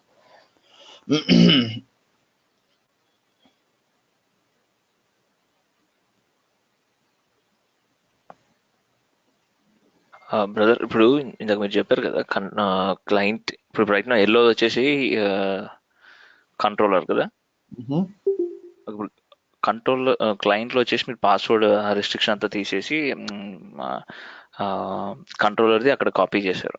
సో సేమ్ థింగ్ మళ్ళీ క్లయింట్ కూడా కంట్రోలర్లో కాపీ చేశారు అంతే కదా. నాకు ఎందుకంటే సెకండ్ పార్ట్ కొంచెం కన్ఫ్యూజన్ ఉండే అందుకని. కాదు నేను ఏం చేస్తానంటే యాక్చువల్గా కంట్రోలర్ను కూడా ఒక క్లయింట్ గా చేశాను రెండిట్లో. ఇప్పుడు ఏమైందంటే మీకు 2 మెషిన్స్ ఉన్నాయండి. సో 100, 200.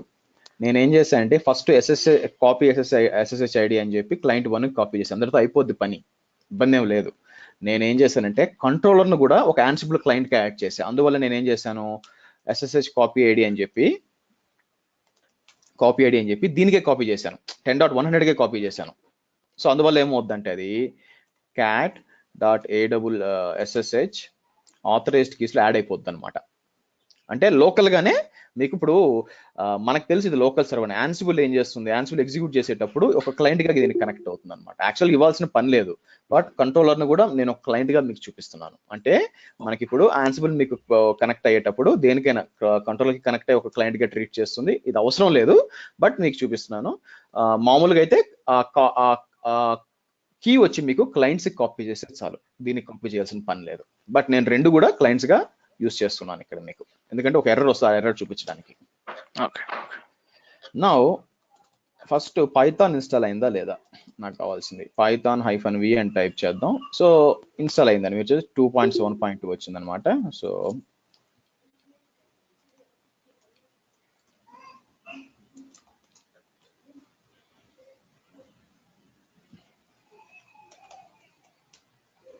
మీరు చూసారంటే పైథాన్ 2.7.12 ఇన్స్టాల్ అయింది. సో నెక్స్ట్ ఏం చేస్తాం, ఇక్కడ Ansible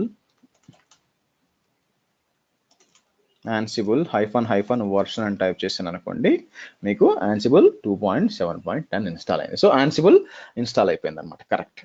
సో ఇప్పుడు నాకేం కావాలంటే నా Ansible వచ్చి రీచ్ అవుతుందా లేదా అని నాకు తెలియాలన్నమాట. అంటే క్లయింట్స్ కన్నా రీచ్ అవుతుందా లేదా అని చెప్పి. సో దానికోసం ఎప్పుడు కూడా Ansible దేని మీద డిపెండ్ అయి ఉంటుందంటే ఒక హోస్ట్ ఫైల్ మీద అయి ఉంటుంది అనమాట. సో నేనేం చేస్తాను చూడండి, నానో అని చెప్పి హోస్ట్ అని ఒక ఫైల్ ఓపెన్ చేస్తాను. ఓపెన్ చేసి ఇక్కడ ఏం చేస్తానంటే ఆల్ సర్వర్స్ అని ఇస్తాను. ఆల్ సర్వర్స్ అని ఇచ్చి ఇక్కడికి వచ్చి కంట్రోలర్ క్లయింట్ 1 అని ఇస్తాను. ఈ 2 చెప్తాను అనమాట. ఇప్పుడు చూడండి, Ansible -i host okay -m ping all అంటాను. ఈ -m ping ఏందని చెప్తాను. Ansible అని చెప్పి -i host అంటే i అంటే ఇన్వెంటరీ అండి. ఆ హోస్ట్ ఫైల్లో ఉన్న ఫైల్స్ అన్ని తీసుకో అని చెప్తాను. అంటే ఏమున్నాయి ఆ హోస్ట్ ఫైల్స్ అప్పుడు ఏమేమి సర్వర్స్ ఉన్నాయి, మీకు కంట్రోలర్ ఉంది, క్లయింట్ ఉంది. -m అంటే మాడ్యూల్, పింగ్ డిఫరెంట్ మాడ్యూల్స్ ఉన్నాయి. ఇది మళ్ళీ వద్దాం దీనికి. ఇప్పుడు ఎంటర్ కొట్టాను అనుకోండి, ఇది ఏమవుతుంది చూద్దాం. సో మీరు చూసారు అనుకోండి, కంట్రోలర్ వచ్చి మీకు సక్సెస్ వస్తుంది, వేరాజ్ క్లయింట్ వచ్చి మీకు ఫెయిల్ అవుతుంది అనమాట. ఓకే, సో అంటే రీచబుల్ కావట్లేదు అనమాట. సో ఒకవేళ మీరు పింగ్ చేశారు అనుకోండి, పింగ్ క్లయింట్ 1 అన్నారు అనుకోండి, పింగ్ అవుతుంది కానీ కనెక్ట్ కాదు. ఎందుకు అంటే చూడండి, ఎర్రర్ చెప్తుంది. ఎవరు అంటుంది మీకు, సో మీకు పైథాన్ ఉండాలన్నమాట. మాడ్యూల్స్ అన్నిసార్లు అవసరం లేకపోయినా కొన్నిసార్లు మాడ్యూల్స్ మేనేజ్మెంట్కి కంపల్సరీ పైథాన్ కావాలా. సో కాబట్టి మీరు ఇప్పుడు చూసారు అనుకోండి, ఈ విధంగా మీకు ఎర్రర్ వస్తుంది. ఎక్కడైతే పైథాన్ లేదో అక్కడ ఈ విధంగా రెడ్ ఉందనుకోండి, పింగ్ అని చేస్తే మీకు పాంగ్ అని రెస్పాన్స్ రావాలన్నమాట. అంటే కనెక్ట్ అయింది, అంటే మీకు Ansible is able to communicate. మనకి పింగ్ చేసి నాకు కమ్యూనికేట్ అవుతుందని అడగొద్దు. ఇదేంటంటే ఇది మీకు ఆపరేటింగ్ సిస్టమ్ లెవెల్లో మీకు కమ్యూనికేషన్. నాకు అది కాదు కావాలండి, నాకేం కావాలంటే Ansible లెవెల్లో ఇది కమ్యూనికేట్ అవుతుందా లేదా, అది కావట్లేదు అనమాట. దానికోసం నేను ఏం చేయాలి, మీకు దాంట్లో పైథాన్ ఇన్స్టాల్ చేయాలన్నమాట. ఓకే, సో మనకు ఫస్ట్ యాప్ అప్డేట్ రన్ చేద్దాం. రన్ చేసి సో మనం పైథాన్ ఇన్స్టాల్ చేద్దాం. దానికి పిప్ కావాల్సి వస్తుందండి. ఎనీవే అవసరం లేదనుకుంటాను. Okay, so Ubuntu Python install అన్నాను అనుకోండి, ఉబుంటు 16.04. మీరు యాప్ టు కొట్టి వచ్చేస్తుంది, బట్ ఎందుకైనా మంచిది మళ్ళీ ఇబ్బందులు రాకుండా కొంచెం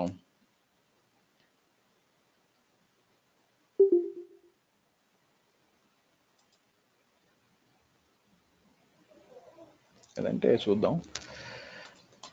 apt install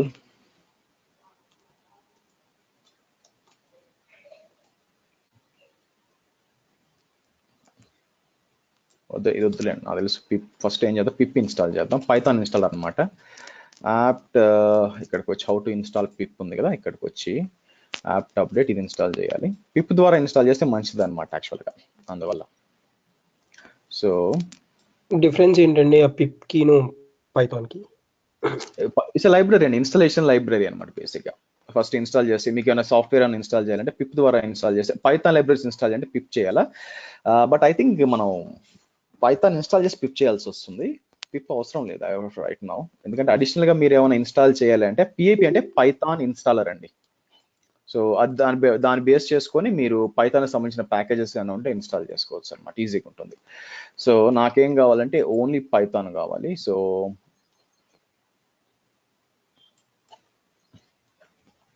ఇన్స్టాల్ పైథాన్. పైథాన్లో తలకాయ నొప్పి ఏంటంటే వర్షన్స్ అండి, 2.7 3.6 ఉంటాయి అనమాట. సో స్పెసిఫిక్ వర్షన్ అంటే మీకు ఏది ఉందో ఆ వర్షన్ ఇన్స్టాల్ చేస్తే మంచిది. సో ఇక్కడికి పోదాం.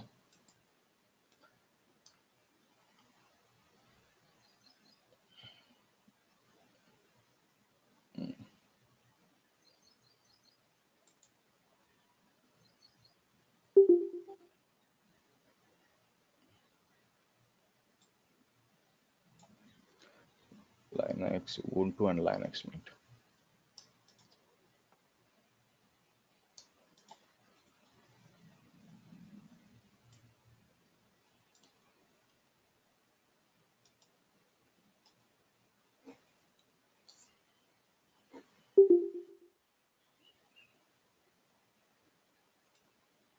డైరెక్ట్గా అప్లికేషన్ ఇన్స్టాల్ పైథాన్ కొట్టారంటే ఓల్డ్ వర్షన్ ఇన్స్టాల్ అయ్యే ఛాన్స్ ఉందన్నమాట, వెరిఫై చేసుకొని చేయడం మేలు.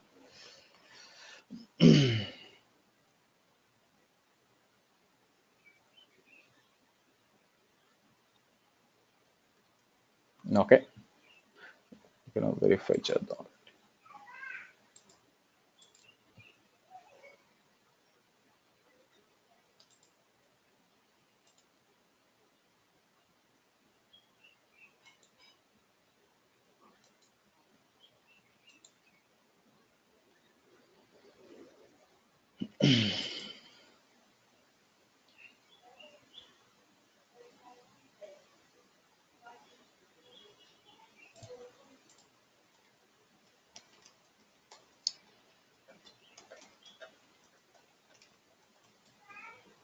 లేదండి. So let's install.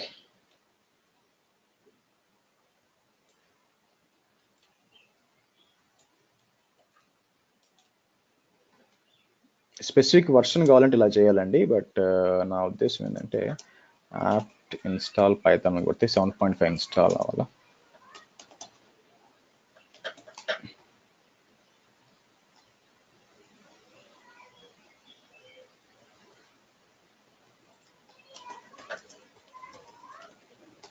Python version అని టైప్ చేసి మొత్తం యాన్సిల్ ఇన్స్టాల్ చేసిన పని లేదండి. సో 2.7.2 ఉంది. సో పైథాన్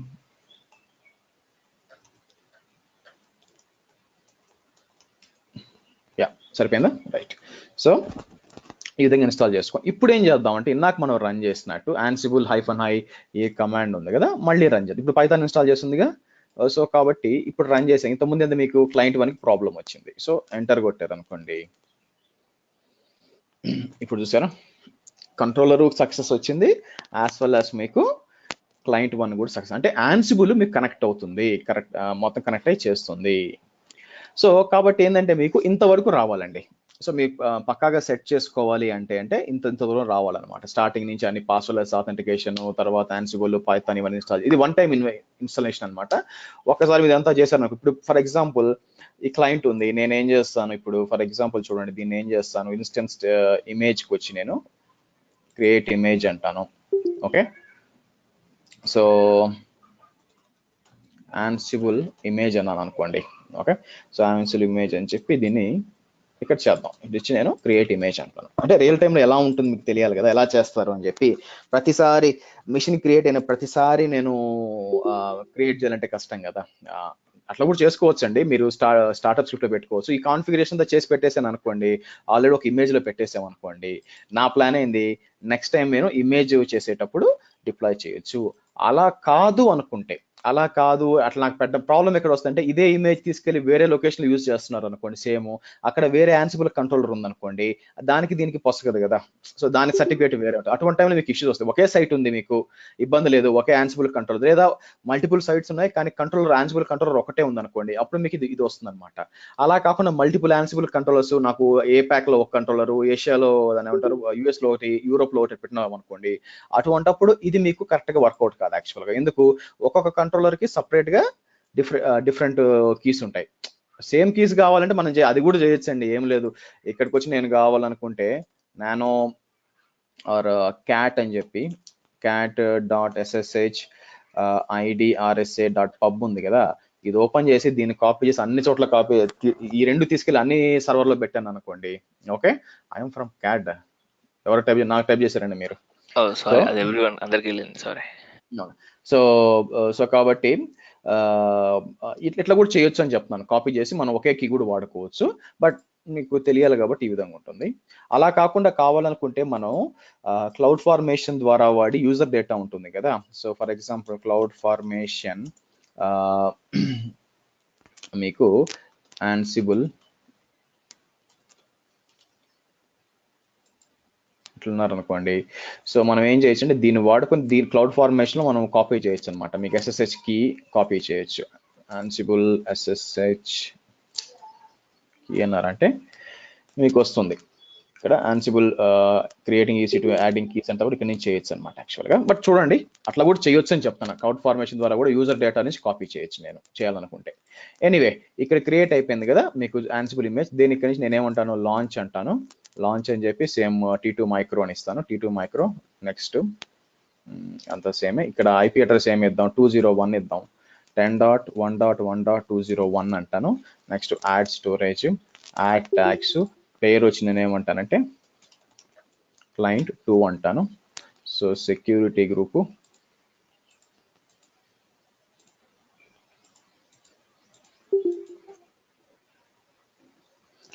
మీకు లాంచ్ ఇన్స్టెన్స్ అనండి. మీకు ఏంటంటే క్లయింట్ మీకు ఆల్రెడీ తెలుసు, దాని లోపల కీ ఆల్రెడీ కాపీ అయిపోయింది అని చెప్పి. సో నేనేం చేస్తాను, ఇక్కడికి వచ్చి హోస్ట్ నేమ్ ఎడిట్ చేద్దాం. హోస్ట్ నేమ్స్ ఉంటాయి కదా, నానో హోస్ట్ ఉన్నాయి కదా మనకి, హోస్ట్ ఫైల్స్. అక్కడికి వచ్చి నేనేం చేయొచ్చు, నేను కావాలంటే మనం వేరే గ్రూప్ కూడా పెట్టుకోవచ్చు అండి యాక్చువల్గా. ఇలా పెట్టుకోవచ్చు, బట్ అవన్నీ కూడా మళ్ళీ వద్దాం. దాని ఇన్వెంటరీ ఫైల్స్ అంటారు. నేను సింపుల్గా ఏం చేస్తాను, క్లయింట్ 2 అంటాను. ఓకే, క్లయింట్ 2 అని చెప్పి, అలాగే నానో ETC హోస్ట్ లో కూడా కాపీ చేయాలన్నమాట, ఎందుకంటే రీచ్ కాదు కదా. ఇక్కడికి వచ్చి 10.1.1.201 అని ఇచ్చి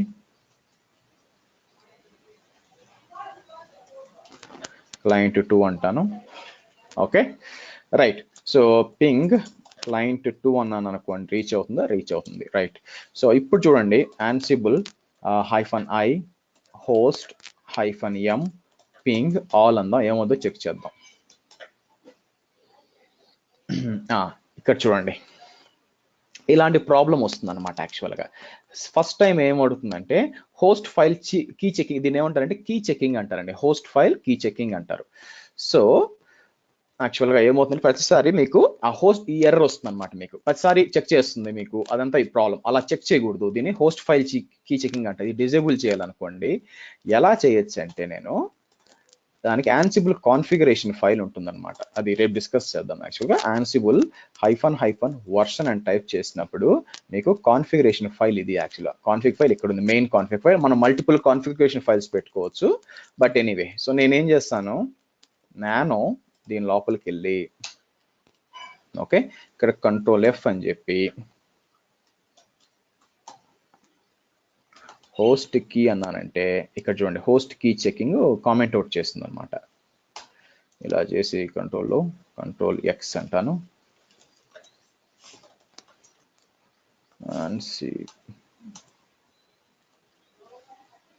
రీస్టార్ట్ అవసరం లేదు, బట్ ఎనీవే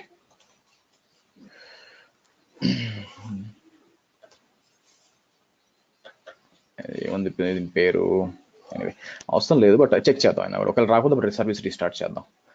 సో మనం చేసాం కదా, ఇక్కడికి వెళ్ళి నేను ఇప్పుడు రన్ చేశాను. ఈసారి అడగకూడదు అనమాట, మీకు అక్కడ చేంజ్ చేశాను కదా, చూసారా?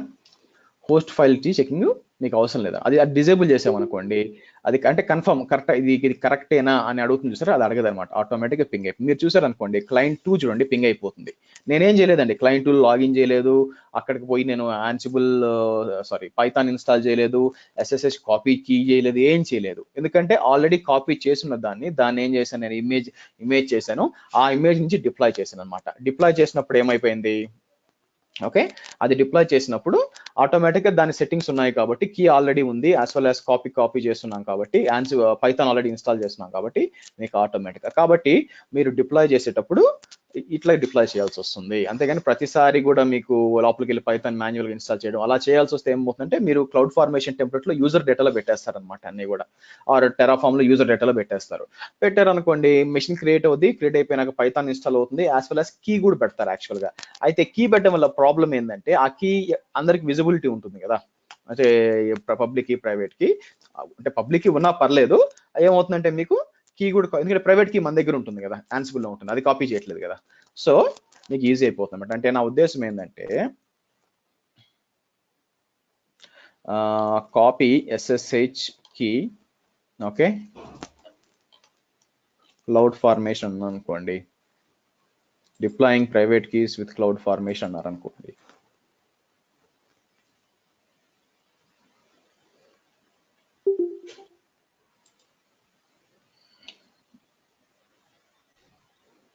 సో మీరు కిందకు వస్తే ప్రైవేట్ కి ఏం చేస్తున్నాడు, యూజర్ డేటాతో డిప్లాయ్ చేయొచ్చండి. అయితే ఈ విధంగా ఇతను కూడా ఇంకోటి విధంగా కూడా ఇచ్చాడు, cloud formation -stack name file, but ఎక్కడ పెట్టాడు తీసుకొచ్చి. సో ఓకే, ఫైల్ కాపీ చేసి చూడండి, డెమో ప్రైవేట్ కి అని చెప్పి ఇక్కడ నుంచి కాపీ చేస్తున్నాడు అనమాట. యాక్చువల్గా అంటే మీరు క్లౌడ్ ఫార్మేషన్ ద్వారా కూడా కాపీ చేయొచ్చు. ఇంకేమైనా ఉందేమో చూద్దాం. How to copy SSH key to a Bastion host on Linux and everything. చూడండి, సో యూజర్ డేటా ఉంది సరే, యూజర్ డేటాని పెట్టి మీకు SSH కీస్ ఈ విధంగా చూడండి, begin of the key, end of the key ఇలా ఇచ్చేస్తారు అనమాట. సో అప్పుడు ఏమవుతుంది, ఈ క్లౌడ్ ఫార్మేషన్ టెంప్లెట్ తో డిప్లాయ్ అయిన ప్రతి ఒక్క EC2 సర్వర్ లో మీకు ఆ పబ్లిక్ కీ ఉంటుంది. అది ఉన్నప్పుడు ఆటోమేటిక్గా మీరు ఏంటంటే జస్ట్ హోస్ట్ ఫైల్ అప్లోడ్ చేసుకోవడం, ఒకవేళ DNS అప్లోడ్ అయ్యంటే అది కూడా అవసరం లేదండి. కానీ ఏంటంటే ఇన్వెంటరీ కంపల్సరీ అప్డేట్ చేయాల్సి వస్తుంది. ఒకవేళ మనం హోస్ట్ ఫైల్స్ చేయకపోయినా కూడా మన ఈ హోస్ట్ ఫైల్ ఉంది కదా, మీకు 2 హోస్ట్ ఫైల్స్ ఉన్నాయండి. ఒకటి వచ్చి cat etc hosts, ఇది దేంది, ఆపరేటింగ్ సిస్టమ్ది, ఇది కాదు నేను మాట్లాడేది. క్యాట్ హోస్ట్ అన్న ఇదేంటి, యాక్చువల్గా ఇది వచ్చి యాన్సిబుల్ వాడొచ్చు అనమాట. అంటే ఏం చేయొచ్చు అంటే మనం గ్రూప్ గా పెట్టచ్చు. అంటే నా ఉద్దేశం చూడండి, నేనేమంటాను, నానో అని చెప్పి మీకు హోస్ట్ ఓపెన్ చేసి ఇక్కడికి వచ్చి నేను ఏం చేయొచ్చు అంటే, ఆల్ సర్వర్స్ కింద 3 పెట్టినా కూడా కిందకు వచ్చి నేను ఏమంటానంటే, ఇక్కడికి వచ్చి లోకల్ హోస్ట్ అంటే ఆ మెషిన్ అని చెప్పి ఇక్కడ కంట్రోలర్ అని ఇస్తాను. ఆ తర్వాత ఇక్కడికి వచ్చి యాప్ సర్వర్స్ యాప్ అని పెట్టి క్లయింట్ 1 క్లయింట్ 2 అని ఇస్తాను. ఓకే, సో ఇప్పుడు నేనేం చేయొచ్చు, నేను ansible -i host -m ping అని చెప్పి -limit యాప్ అన్నాను అనుకోండి. బేసిక్గా మీకు ఏంటంటే ఓన్లీ యాప్ కావాలి యాక్చువల్గా. Okay, -i host app -m ping అన్నాను అనుకోండి. మీరు చూసారు అనుకోండి, ఓన్ చూడే క్లయింట్ 1 క్లయింట్ 2 పింగ్ అవుతుంది అనమాట. కాదు నాకు క్లయింట్ 1కే కావాలనుకోండి, నేనేం చేయొచ్చు, ఇక్కడికి వచ్చి లేకపోతే ఆల్ సర్వర్స్ అని ఇచ్చాను అనుకోండి. ఆల్ అంటే అన్ని ఉన్నాయి మొత్తం పింగ్ అయిపోతాయి అనమాట. యాక్చువల్గా ఇలా కూడా ఇవ్వచ్చు అనమాట బేసిక్గా. ఓకే, సరే, నెక్స్ట్ వచ్చి మనకి ఆన్సిబుల్ మీరు చేసేటప్పుడు రెండు విధాలుగా మనం మేనేజ్ చేయొచ్చు అండి. ఓకే, ఒకటి వచ్చి యాడ్ హోక్ కమాండ్స్, అదేదో ఇప్పుడు చూద్దాము. రెండోది వచ్చి మీకు దీని పేరేంటి మనకి ప్లే బుక్స్ అనమాట. ప్లే బుక్స్, ఈ ప్లే బుక్స్ అనేవి కూడా నెక్స్ట్ రాబోయేదంటే ఎక్కువ మాట్లాడతాం. ఈ రోజు ఏం చేద్దామంటే యాడ్ హోక్ కమాండ్స్ మాట్లాడదాం. యాడ్ హోక్ కమాండ్స్ అంటే అర్థం ఏంటంటే నార్మల్ గా మేనేజ్మెంట్ పర్పస్ కి అప్పుడప్పుడు అంటే కంప్లీట్ గా రాయకుండా సింపుల్ గా వాడుకోవడం అనమాట. ఫర్ ఎగ్జాంపుల్ నాకేం కావాలా, ఈజీగా చెప్పాలంటే ఫ్రీ స్పేస్ ఏంటి అంటే ఫ్రీ మెమరీ ఎంత ఫ్రీ ఉంది అని కనుక్కోవాలనుకోండి. సో నేనేం చేయొచ్చు ఇక్కడికి వచ్చి, సో ఆన్సిబుల్ దేని మీద కావాలా, ఓన్లీ యాప్ సర్వర్స్ లో నాకు ఫ్రీ మెమరీ ఎంత ఉందంటే నేనేం చేయొచ్చు, ఇక్కడికి వచ్చి -a అని చెప్పి ఫ్రీ అని టైప్ చేశాను అనుకోండి. యాక్చువల్గా మీకు మీరు చూసారు అనుకోండి, ఆ ఏ ఇవన్నీ కూడా చూద్దామండి. మీరు చూసారు అనుకోండి, క్లయింట్ 1 వచ్చి మీరు చూసుకుంటే మెమరీ వచ్చి ఎంత ఉంది, ఇంత యూజ్ అయింది, ఎంత ఉంది, ఇంత యూజ్ అయింది అనమాట. ఓకే, సో అలాగే నాకేం కావాలా, cat ETC password file check చేయాలనుకోండి, అదేంటంటే అన్నిట్లో పోయి చెక్ చేసి మీకు ఇస్తుంది అనమాట. ఓకే, మీరు ఇక్కడ చూసారు అనుకోండి ఈ విధంగా -f అని ఇస్తే మీకు 1 by 1 రావాలా, F1 1 by 1 వస్తుంది అనమాట యాక్చువల్గా. సో 1 by 1 మీకు ఎక్కువ ఉన్నాయి అనుకోండి, 1 by 1 కావాలంటే ఈ విధంగా వస్తుంది. సో మీరు చూసారు అనుకోండి, లోపలికి వెళ్ళి కనెక్ట్ చేసి ఇక్కడ వచ్చింది అనమాట. సో మీకు యాడ్ హోక్ కమాండ్స్ అని ఇక్కడ ఉంటాయి అనమాట యాక్చువల్గా. సో ఎక్కడ ఇన్స్టలేషన్ డాక్స్ ఉన్నాయి కదా, మనం ఏం చేస్తాం, బ్యాక్కి వెళ్ళి రేపు చూద్దాంలేండి. రేపు ఏంటంటే ఫస్ట్ ఈ యాడ్ హోక్ కమాండ్స్ అన్ని చూద్దాము, ఏవేం చేయొచ్చు అని చెప్పి టైం అయింది కాబట్టి. నెక్స్ట్ ఏం చేస్తామంటే రేపు డాకర్లో ఏ విధంగా ఈ ల్యాబ్ అంతా ఇన్స్టాల్ చేసుకోవాలి అని చెక్ చేస్తాం అనమాట. సో మీరు బ్యాక్కి వెళ్తే మీరు ఫస్ట్ చూడాల్సింది వచ్చి మీకు మాడ్యూల్ ఇండెక్స్ అని ఉంటుందండి. ప్లే బుక్స్ కాదు, మాడ్యూల్ ఇండెక్స్ అని ఉంటుంది, దానికి రండి. డాక్యుమెంటేషన్ బాగుంటుందండి, బట్ డిపెండ్స్ ఆన్ ప్రాక్టీస్ అనమాట. ఎంత ఎక్కువ చేస్తే ఇక్కడ మీకు చాలా మాడ్యూల్స్ ఉంటాయి. ఫర్ ఎగ్జాంపుల్ అంటే సిస్టమ్కి సంబంధించినవి, అంటే ఆపరేటింగ్ సిస్టమ్లో మీరు ఏమైనా చేయాలనుకోండి, ఇక్కడికి వచ్చారనుకోండి మీకు మాడ్యూల్స్ ఉంటాయి. దీంట్లో one of the important thing ఏంటంటే సెటప్ అని ఒకటి ఉంటుందండి. ఈ సెటప్ మనీ ఇప్పుడు ఫర్ ఎగ్జాంపుల్ నా ప్లాన్ ఏంటంటే ఇక్కడ క్లయింట్ 1లో మొత్తం ఇన్ఫర్మేషన్ నాకు కావాలనుకోండి, A to Z గా ఇన్ఫర్మేషన్. నేను ఏం చేయొచ్చు అంటే మీకు యాక్చువల్గా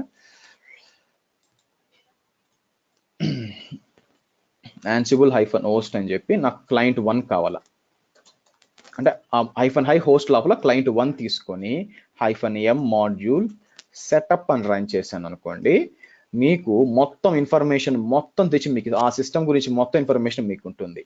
ఓకే, మీరు చూసారంటే మొత్తం A to Z గా ఏమేమి ఉన్నాయి దాంట్లో అని చెప్పి. మీరు OS కావాలనుకోండి, ఫర్ ఎగ్జాంపుల్ నేనేమంటాను, grep -i Ansible_OS అన్నాను అనుకోండి, ఇదిగోండి Ansible_OS family = Debian. ఇది ఎందుకు, ఈ సెటప్ ఎందుకు చూపిస్తున్నానంటే రేపు పొద్దున చూడండి, నా దగ్గర ఒక సాఫ్ట్వేర్ ఉంది. ఫర్ ఎగ్జాంపుల్ ఒక సాఫ్ట్వేర్ ఇన్స్టాల్ చేయాలా, రెడ్ హ్యాట్ లైనెక్స్ CentOS అనుకోండి, m వాడాలా, m ఇన్స్టాల్ వాడుకోవాలా, RPM వాడుకోవాలన్నమాట. అదే మనకి Ubuntu అనుకోండి, apt వాడుకోవాలా. మరి నాకు 50 మిషన్లు వచ్చి అవి 50 మిషన్లు ఇవి ఉన్నాయి అనుకోండి, కష్టం కదా. అప్పుడు మనం ఏం చేస్తామంటే ఇఫ్ కండిషన్ రాయొచ్చు అనమాట Ansibleలో. ఇఫ్ కండిషన్ లో ఏం రాస్తాము, ఒకవేళ Ansible_OS = Debian అయితే apt వాడుకోమని, అదే Ansible_OS family = CentOS red hat అంటే m వాడుకోమని కండిషన్స్. సో కాబట్టి దీన్నే మనం ఫ్యాక్టర్ అని పపెట్లో అంటామండి.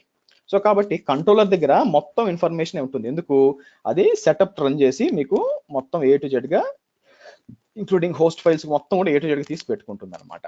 ఎంత స్పేస్ ఉంది, ఎంత అంతే కదా. మీరు ఇక్కడ నుంచి ఏదైనా కొత్త యూజర్ ఐడి క్రియేట్ చేయాలనుకోండి, దాని దగ్గర ఇన్ఫర్మేషన్ ఉండాలి కదా, మొత్తం తీసుకొని చేస్తుంది అనమాట. ఇన్ఫాక్ట్ మీరు ఇక్కడ చూసారనుకోండి, సిస్టమ్ మాడ్యూల్స్కి వెళ్ళారనుకోండి, ఇవన్నీ సిస్టమ్ మాడ్యూల్స్ కదా, కింద ఉన్న system module, setup module, sorry, gather facts about remote host. ఓకేనా, సో మీరు ఇక్కడ రన్ చేయొచ్చు అనమాట. కిందకు వచ్చి ఇది ప్లే బుక్ లాగా ఉంటుందండి. బట్ ఈ విధంగా మీరు ఏం చేయదు, మొత్తం ఏ ఇన్ఫర్మేషన్ కావాలా మొత్తం కూడా ఇక్కడ రన్ చేయొచ్చు. ఫర్ ఎగ్జాంపుల్ నాకు యాప్ 2 సర్వర్స్ గురించి కావాలనుకోండి, సో నేను ఏం చేయొచ్చు, ఇలా సెటప్ అని రన్ చేసి ఇక్కడ క్లయింట్ కాకుండా సింపుల్గా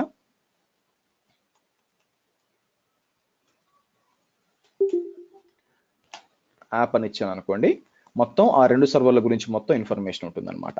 ఓకే, సో మీరు కావాలనుకుంటే ఏం చేయొచ్చు, దాని అవుట్పుట్ తీసుకెళ్ళి టీ అని ఇచ్చి ఈటీసీ ఆర్ టెంప్ ఫైల్ అన్నానంటే మీకు వచ్చేస్తుంది అనమాట. టీ అంటే అర్థం ఏంటంటే మీకు స్క్రీన్ మీద చూపిస్తుంది, యాజ్ వెల్ యాజ్ ఫైల్ కూడా రైట్ చేస్తుందండి. ఈటీసీ టెంప్ కదా, టెంప్ ఫైల్ ఈ విధంగా రైట్ చేస్తుంది అనమాట. అంటే కొన్నిసార్లు ఏమవుతుంది, మీకు అవుట్పుట్ అంతా ఒక ఫైల్ పంపించాలనుకోండి, సింపుల్ గా మీరు ఏం చేయొచ్చు అంటే ఇట్లా ఇచ్చేయచ్చు అనమాట. ఏం చేయొచ్చు, ఇలా చేసి ఇలా టీ ఇవ్వకుండా సింపుల్ గా కావాలనుకుంటే ఇలా కూడా చేయొచ్చు. ఏది ఇలా రాసి ఇలా ఇచ్చారనుకోండి, డబుల్ కొడిసి అపెండ్ చేస్తుంది అనమాట. చేసి ఇలా చేస్తే మీకు అపెండ్ అవుతుంది, కానీ మీకు స్క్రీన్ మీద కనిపించదు ఏమి. కానీ నాకు స్క్రీన్ మీద కనిపించాలా, యాజ్ వెల్ యాజ్ నాకు అక్కడ రైట్ చేయాలనుకోండి, మీరు చూసారనుకోండి, చూడండి యాడ్ అయింది, చూడండి 4 లైన్స్ ఉన్నాయా. నాకు ఇది కావాలా అది కావాలనుకోండి, స్క్రీన్ మీద కనిపించాలా, రెండు ఉండాలనుకోండి. అప్పుడు ఏంటంటే మీరు టీ వాడారు అనుకోండి, టీ వాడారు అనుకోండి, సో మీకు ఏంటంటే ఆ టీ2 రావాలన్నమాట. అపెండ్ అయిందా లేకపోతే మరి ఓవర్ రైట్ అయిందండి. సో అలా కాకుండా ఉండాలంటే మీరు ఇంకా ఇది అపెండ్ కావట్లేదు, ప్రాబ్లం ఏదో ఉంది, ఫెయిల్యూర్ టీ కావట్లేదు. సో ఇది అవసరం ఏంది, యాక్చువల్లీ టీ అంటే ఏంటంటే మీకు ఆల్రెడీ చెప్పినట్టు గుర్తు నేను, tee is nothing but normal మనం ప్లంబర్లో వాడతాం కదా టీ. ఇది అంటే అవుట్పుట్ వస్తుంది, ఒక్కొక్క ఇటు పోవాలా అటు పోవాలన్నమాట. ఒకటి వచ్చి ఫైల్కి రాయాలా, నాకు స్క్రీన్ మీద కనిపించాలి, అది బేసిక్ టీ. ఎనీవే, సో ఇలాగ మీకు చాలా మాడ్యూల్స్ ఉన్నాయండి, రేపు చూద్దాము ఇంపార్టెంట్ మాడ్యూల్స్ అన్ని కూడా, ఇప్పుడు టైం సరిపోదు. అలాగే రేపు ఏంటంటే ఆన్సిబుల్ కూడా చెక్ అంటే ఆన్సిబుల్ మనం డాకర్లో ఎలా చేద్దాం కూడా చూద్దాం. Okay, questions? ఓకే, ఇప్పుడు 4 minutes ఉందండి, అడగండి. Okay Prasad, go head. So ఇప్పుడు ఆన్సిబుల్ ఆర్కిటెక్చర్ అంటే ఓన్లీ మీరు పుష్ ఆర్కిటెక్చర్ అన్నారు కదండి. అంటే ఎవరైనా అడిగితే ఇంటర్వ్యూలో it does the push architecture, ఒక మెయిన్ సర్వర్ ఒక కంట్రోలర్ పెట్టుకొని దాని నుంచి అన్ని మేనేజ్ చేసుకుంటాం క్లయింట్స్ ని. That's what it is. And it by default Python install అవుతుంది. అండ్ అదేనా ఇంకా బ్రీఫ్ గా ఆన్సర్ వచ్చా? Ansible is very simple architecture. As a matter of fact, Puppet ఏదైనా కూడా వెరీ సింపుల్ ఆర్కిటెక్చర్. మీకు ఏం పెద్ద డిజైన్ ప్రాక్టీసెస్ ఏం లేవు, లైక్ 3-tier అప్లికేషన్ అలాగే ఏం లేవు. Very simple. ఒక సర్వర్ అన్నించి పుష్ చేస్తూ ఉంటుంది. మీకు 100 సర్వర్లు పెట్టుకోండి, 1000 సర్వర్లు పెట్టుకోండి, కానీ సర్వర్లు ఎక్కువైపోతే లోడ్ ఎక్కువైపోతుంటే మల్టిపుల్ కంట్రోలర్స్ పెట్టుకోండి. మరి కోడ్ ఎలా మేనేజ్ చేయాలంటే కూడా గిట్లో పెట్టుకోండి. నెక్స్ట్ క్వశ్చన్ వచ్చేసి, ఈ నా కంట్రోలర్ యూజ్ చేసుకుని బోత్ క్లౌడ్ లో ఉన్న సర్వర్స్, ఆన్ ప్రిమైస్ లో ఉన్న సర్వర్స్ మెయింటైన్ చేయొచ్చా? చేయకపోవడానికి నాకే రీజన్ కనిపించలేదండి, టెక్నికల్ రీజన్. ఓకే, మళ్ళీ ఇంకోటి మీరు చెప్పారు కదా, అంటే ఈచ్ నా సర్వర్స్ మల్టిపుల్ రీజన్స్ లో ఉంటే మల్టిపుల్ రీజన్స్ లో కంట్రోలర్స్ పెట్టుకోవడం బెటర్ అంటారా, లేకపోతే అలా చేసుకొని మేనేజ్ చేయడం ఇది వెల్ డిఫైన్డ్ వే, లేకపోతే మామూలుగా ఒక కంట్రోలర్ పెట్టుకొని దాంట్లో నుంచి మేనేజ్ చేయడం బెటర్ అంటారా? Depends upon the severity of the applications, లేకపోతే ఎంత డిపెండెన్సీ ఉంది. సో దాన్ని బట్టి ఉంటుందండి, ఎందుకంటే రెండు చేసే వాళ్ళు ఉన్నారు సెంట్రలైజ్ గా, ప్లస్ టీమ్స్ ఉంటాయి ఇవన్నీ పెట్టి. కాబట్టి టెక్నికల్ గా రెండు చేయొచ్చు. పెద్ద ఎన్వైరన్మెంట్స్ థౌజండ్స్ ఆఫ్ సర్వర్స్ ఉన్నప్పుడు దెన్ ఆబ్వియస్ గా మీకు మల్టిపుల్ లొకేషన్స్ లో ఉన్నప్పుడు అక్కడ దేనికి అది సపరేట్ గా పెట్టుకుంటే మీకు బ్లాస్ట్ రేడియస్ తగ్గుద్ది. ఓకే, మీరు ఇందాక హోస్ట్ అని రాశారు కదండి, అంటే మామూలుగా హోస్ట్ లో సర్వర్స్ యాప్స్ అని రాశారు, ఏదైతే కోడ్ రాశారో అది యామెల్ కోడా? ఇంకా అందులో రాలేదండి, వెయిట్ చేయండి. నెక్స్ట్ అది జస్ట్ ఫైల్. నేను అసలు ఇన్స్ట్రక్షన్స్ ఎక్కడ రాశాను చెప్పండి, ఎక్కడ రాలేదే. ఇక్కడ ఏం చేశాను, సింపుల్ గా నేను ఇది ఏం చేశాను, ఇలా రాసి ఇక్కడ పెట్టి సర్వర్స్ అని పెట్టి కింద బేసిక్ అసలు కోడే కాదే, ఇది యాక్చువల్గా ఏమంటారంటే ఐఎన్ఐ ఫైల్ ఫార్మాట్ అంటారు బేసిక్ గా. ఇది యామెల్ కాదు యాక్చువల్గా, అది మనకి ప్లే బుక్స్ అప్పుడు ఎక్స్ప్లెయిన్ చేస్తారు. సో ఇది ఏంటంటే డిక్లేర్ చేయడం ఏం హోస్ట్లు, ఇవేంటంటే గ్రూప్స్ అనమాట. సర్వర్స్ పెట్టుకోవచ్చు, ఇలా యాప్ అంటాము, ఆ తర్వాత డీబీ అంటాము. దేని మీద అంటే సపరేట్ గా మీరు డీబీ మీద అవసరమైన కోడ్ నేను యాప్స్ మీద రన్ చేయాల్సిన అవసరం లేదు. అటువంటిప్పుడు నాకు ఇలాంటి గ్రూప్స్ యూస్ చేసుకుంటాం అనమాట. ఇది గ్రూప్స్ డిఫైన్ చేయడము. సో అలా కాకుండా మనకి దాన్ని ఏమంటారు, ఈ ఫార్మేట్ INI ఫైల్ ఫార్మాట్ అంటారు బేసిక్ గా. సో బట్ ఇది YAML కాదు. YAML ఎలా ఉంటుంది, YAML అనేది కంప్లీట్ గా డిఫరెంట్ గా ఉంటుంది మీకు. ఏది నాకు మీకు చూపిస్తున్నప్పుడు ఏది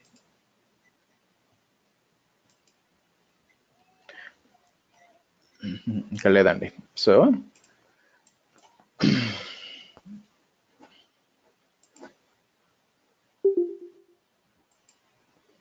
మీకు YAML అనేది ఈ విధంగా ఉంటుంది. మీరు అది ఇంకా రాలేదు, దాంట్లో డీబగింగ్ చాలా ఉంది, అది నెక్స్ట్ చెప్తాను. ఈ విధంగా రాయాలి, అది వేరే. ఫస్ట్ ఆఫ్ ఆల్ ఇది కోడ్ కూడా కాదు, జస్ట్ డిక్లరేటివ్ లాంగ్వేజ్. నెక్స్ట్ అండి, ఇది యాన్సిబుల్ అనేది కంపెనీయా లేకపోతే హూ ఇస్ బిహైండ్ యాన్సిబుల్ అనేది? అది కూడా చెప్తే ఎట్లా అండి, నేను గూగుల్ చేయండి చిన్న చిన్న విషయాలు. Next, okay, that's it. Next అండి. ఓకే, ఇప్పుడు మనం కంట్రోలర్ క్లయింట్ కాన్ఫిగరేషన్ అంతా మీరు సెటప్ చేశారు కదా, అది యూజువల్లీ ఫస్ట్ మాన్యువల్ గా చేసిన తర్వాత ఇమేజ్ కింద పెట్టుకుని AWS లో, తర్వాత మల్టిపుల్ సర్వర్స్, అదే సర్వర్స్ కానీ క్లయింట్స్ కానీ సెటప్ చేస్తామా, లేకపోతే ప్రాసెస్ ఎలా ఉంటుంది యాక్చువల్లీ యూజువల్ గా? అదే నేను 2 విధాలుగా చెప్పానండి రియల్ టైంలో ఇంతకు ముందే. ఒకటి ఏం చెప్పాను మీకు, ఒకే లొకేషన్ ఉందనుకుంటే మీరు ఏం చేయొచ్చు అంటే, ఒకే ఇమేజ్ ఉంటుంది కాబట్టి మీరు చేసి యూజ్ చేస్తారు. అట్లా కాకుండా మీకు మల్టిపుల్ లొకేషన్స్ ఉంటే అక్కడక్కడ దానికి సపరేట్ గా ఉన్నాయనుకోండి, మీకు ఏది కంట్రోలర్ సపరేట్ గా ఉన్నాయి, సర్వర్ సపరేట్ గా ఉన్నాయనుకోండి, ఒకే ఇమేజ్ చేసే వర్కౌట్ కాదు కదా. అందుకని ఏంటంటే మల్టిపుల్ ఇమేజెస్ చేసుకుంటాం. రియల్ టైంలో ఈ 2 పద్ధతులు వాడతారు. ఓకే. అండ్ టెర్రాఫార్మ్ అయిపోయిందండి? అయిపోయిందండి, ఎప్పుడో అయిపోయింది అది. టెర్రాఫార్మ్ అయిపోయి, డాకర్ అయిపోయి, యాన్సిబుల్కి వచ్చాం. ఓకే. నెక్స్ట్ అండి. సార్ ఇది క్వశ్చన్ లాజికల్ అంటే, ఇప్పుడు మనం VMs మీద డెఫినెట్ గా మీరు పైథాన్ పిప్ ఇన్స్టాల్ చేయాలన్నారు కదా. సో అది యూజువల్ గా స్పేస్ కన్జ్యూమ్ చేస్తుంది. సెక్యూరిటీ పరంగా కూడా అంటే పైథాన్ ఇన్స్టాల్ చేయడం వల్ల ఒక ప్రాజెక్ట్ రిక్వైర్మెంట్ ఏంటంటే, వాళ్ళకి పైథాన్ అవసరం లేదు ఆన్ ద బాక్స్ లో. బట్ మనం యాన్సిబుల్ తో మేనేజ్ చేయాలనుకుంటే పైథాన్ డెఫినెట్ గా కావాలి. అవసరం లేదనుకుంటే వాళ్ళకి చెప్తాం అనమాట, చూడండి పైథాన్ లేకుండా మేము బాక్స్ మేనేజ్ చేయలేము. సెక్యూరిటీ ఇష్యూస్ నాకు తెలిసి ఏం లేదు, ఎందుకంటే ఎవరు కూడా పైథాన్ కోడ్ తీసుకెళ్ళి ఎగ్జిక్యూట్ చేయరు కదా, అన్లెస్ రూట్ ఫ్రమ్ పర్మిషన్స్ ఉంటే. కాబట్టి సెక్యూరిటీ ఇష్యూ ఏం కాదు. రెండోది ఏంటంటే, మీకు స్పేస్ అంటే నాకు తెలిసి ఒక 16 MB తీసుకుంటుంది. 16 MB కూడా ఒక స్పేస్ కాదు యాక్చువల్గా. ప్లస్ అదే మీరు కంటైనర్స్ కాదు, అదేంటంటే సర్వర్స్, కాబట్టి చేయొచ్చు.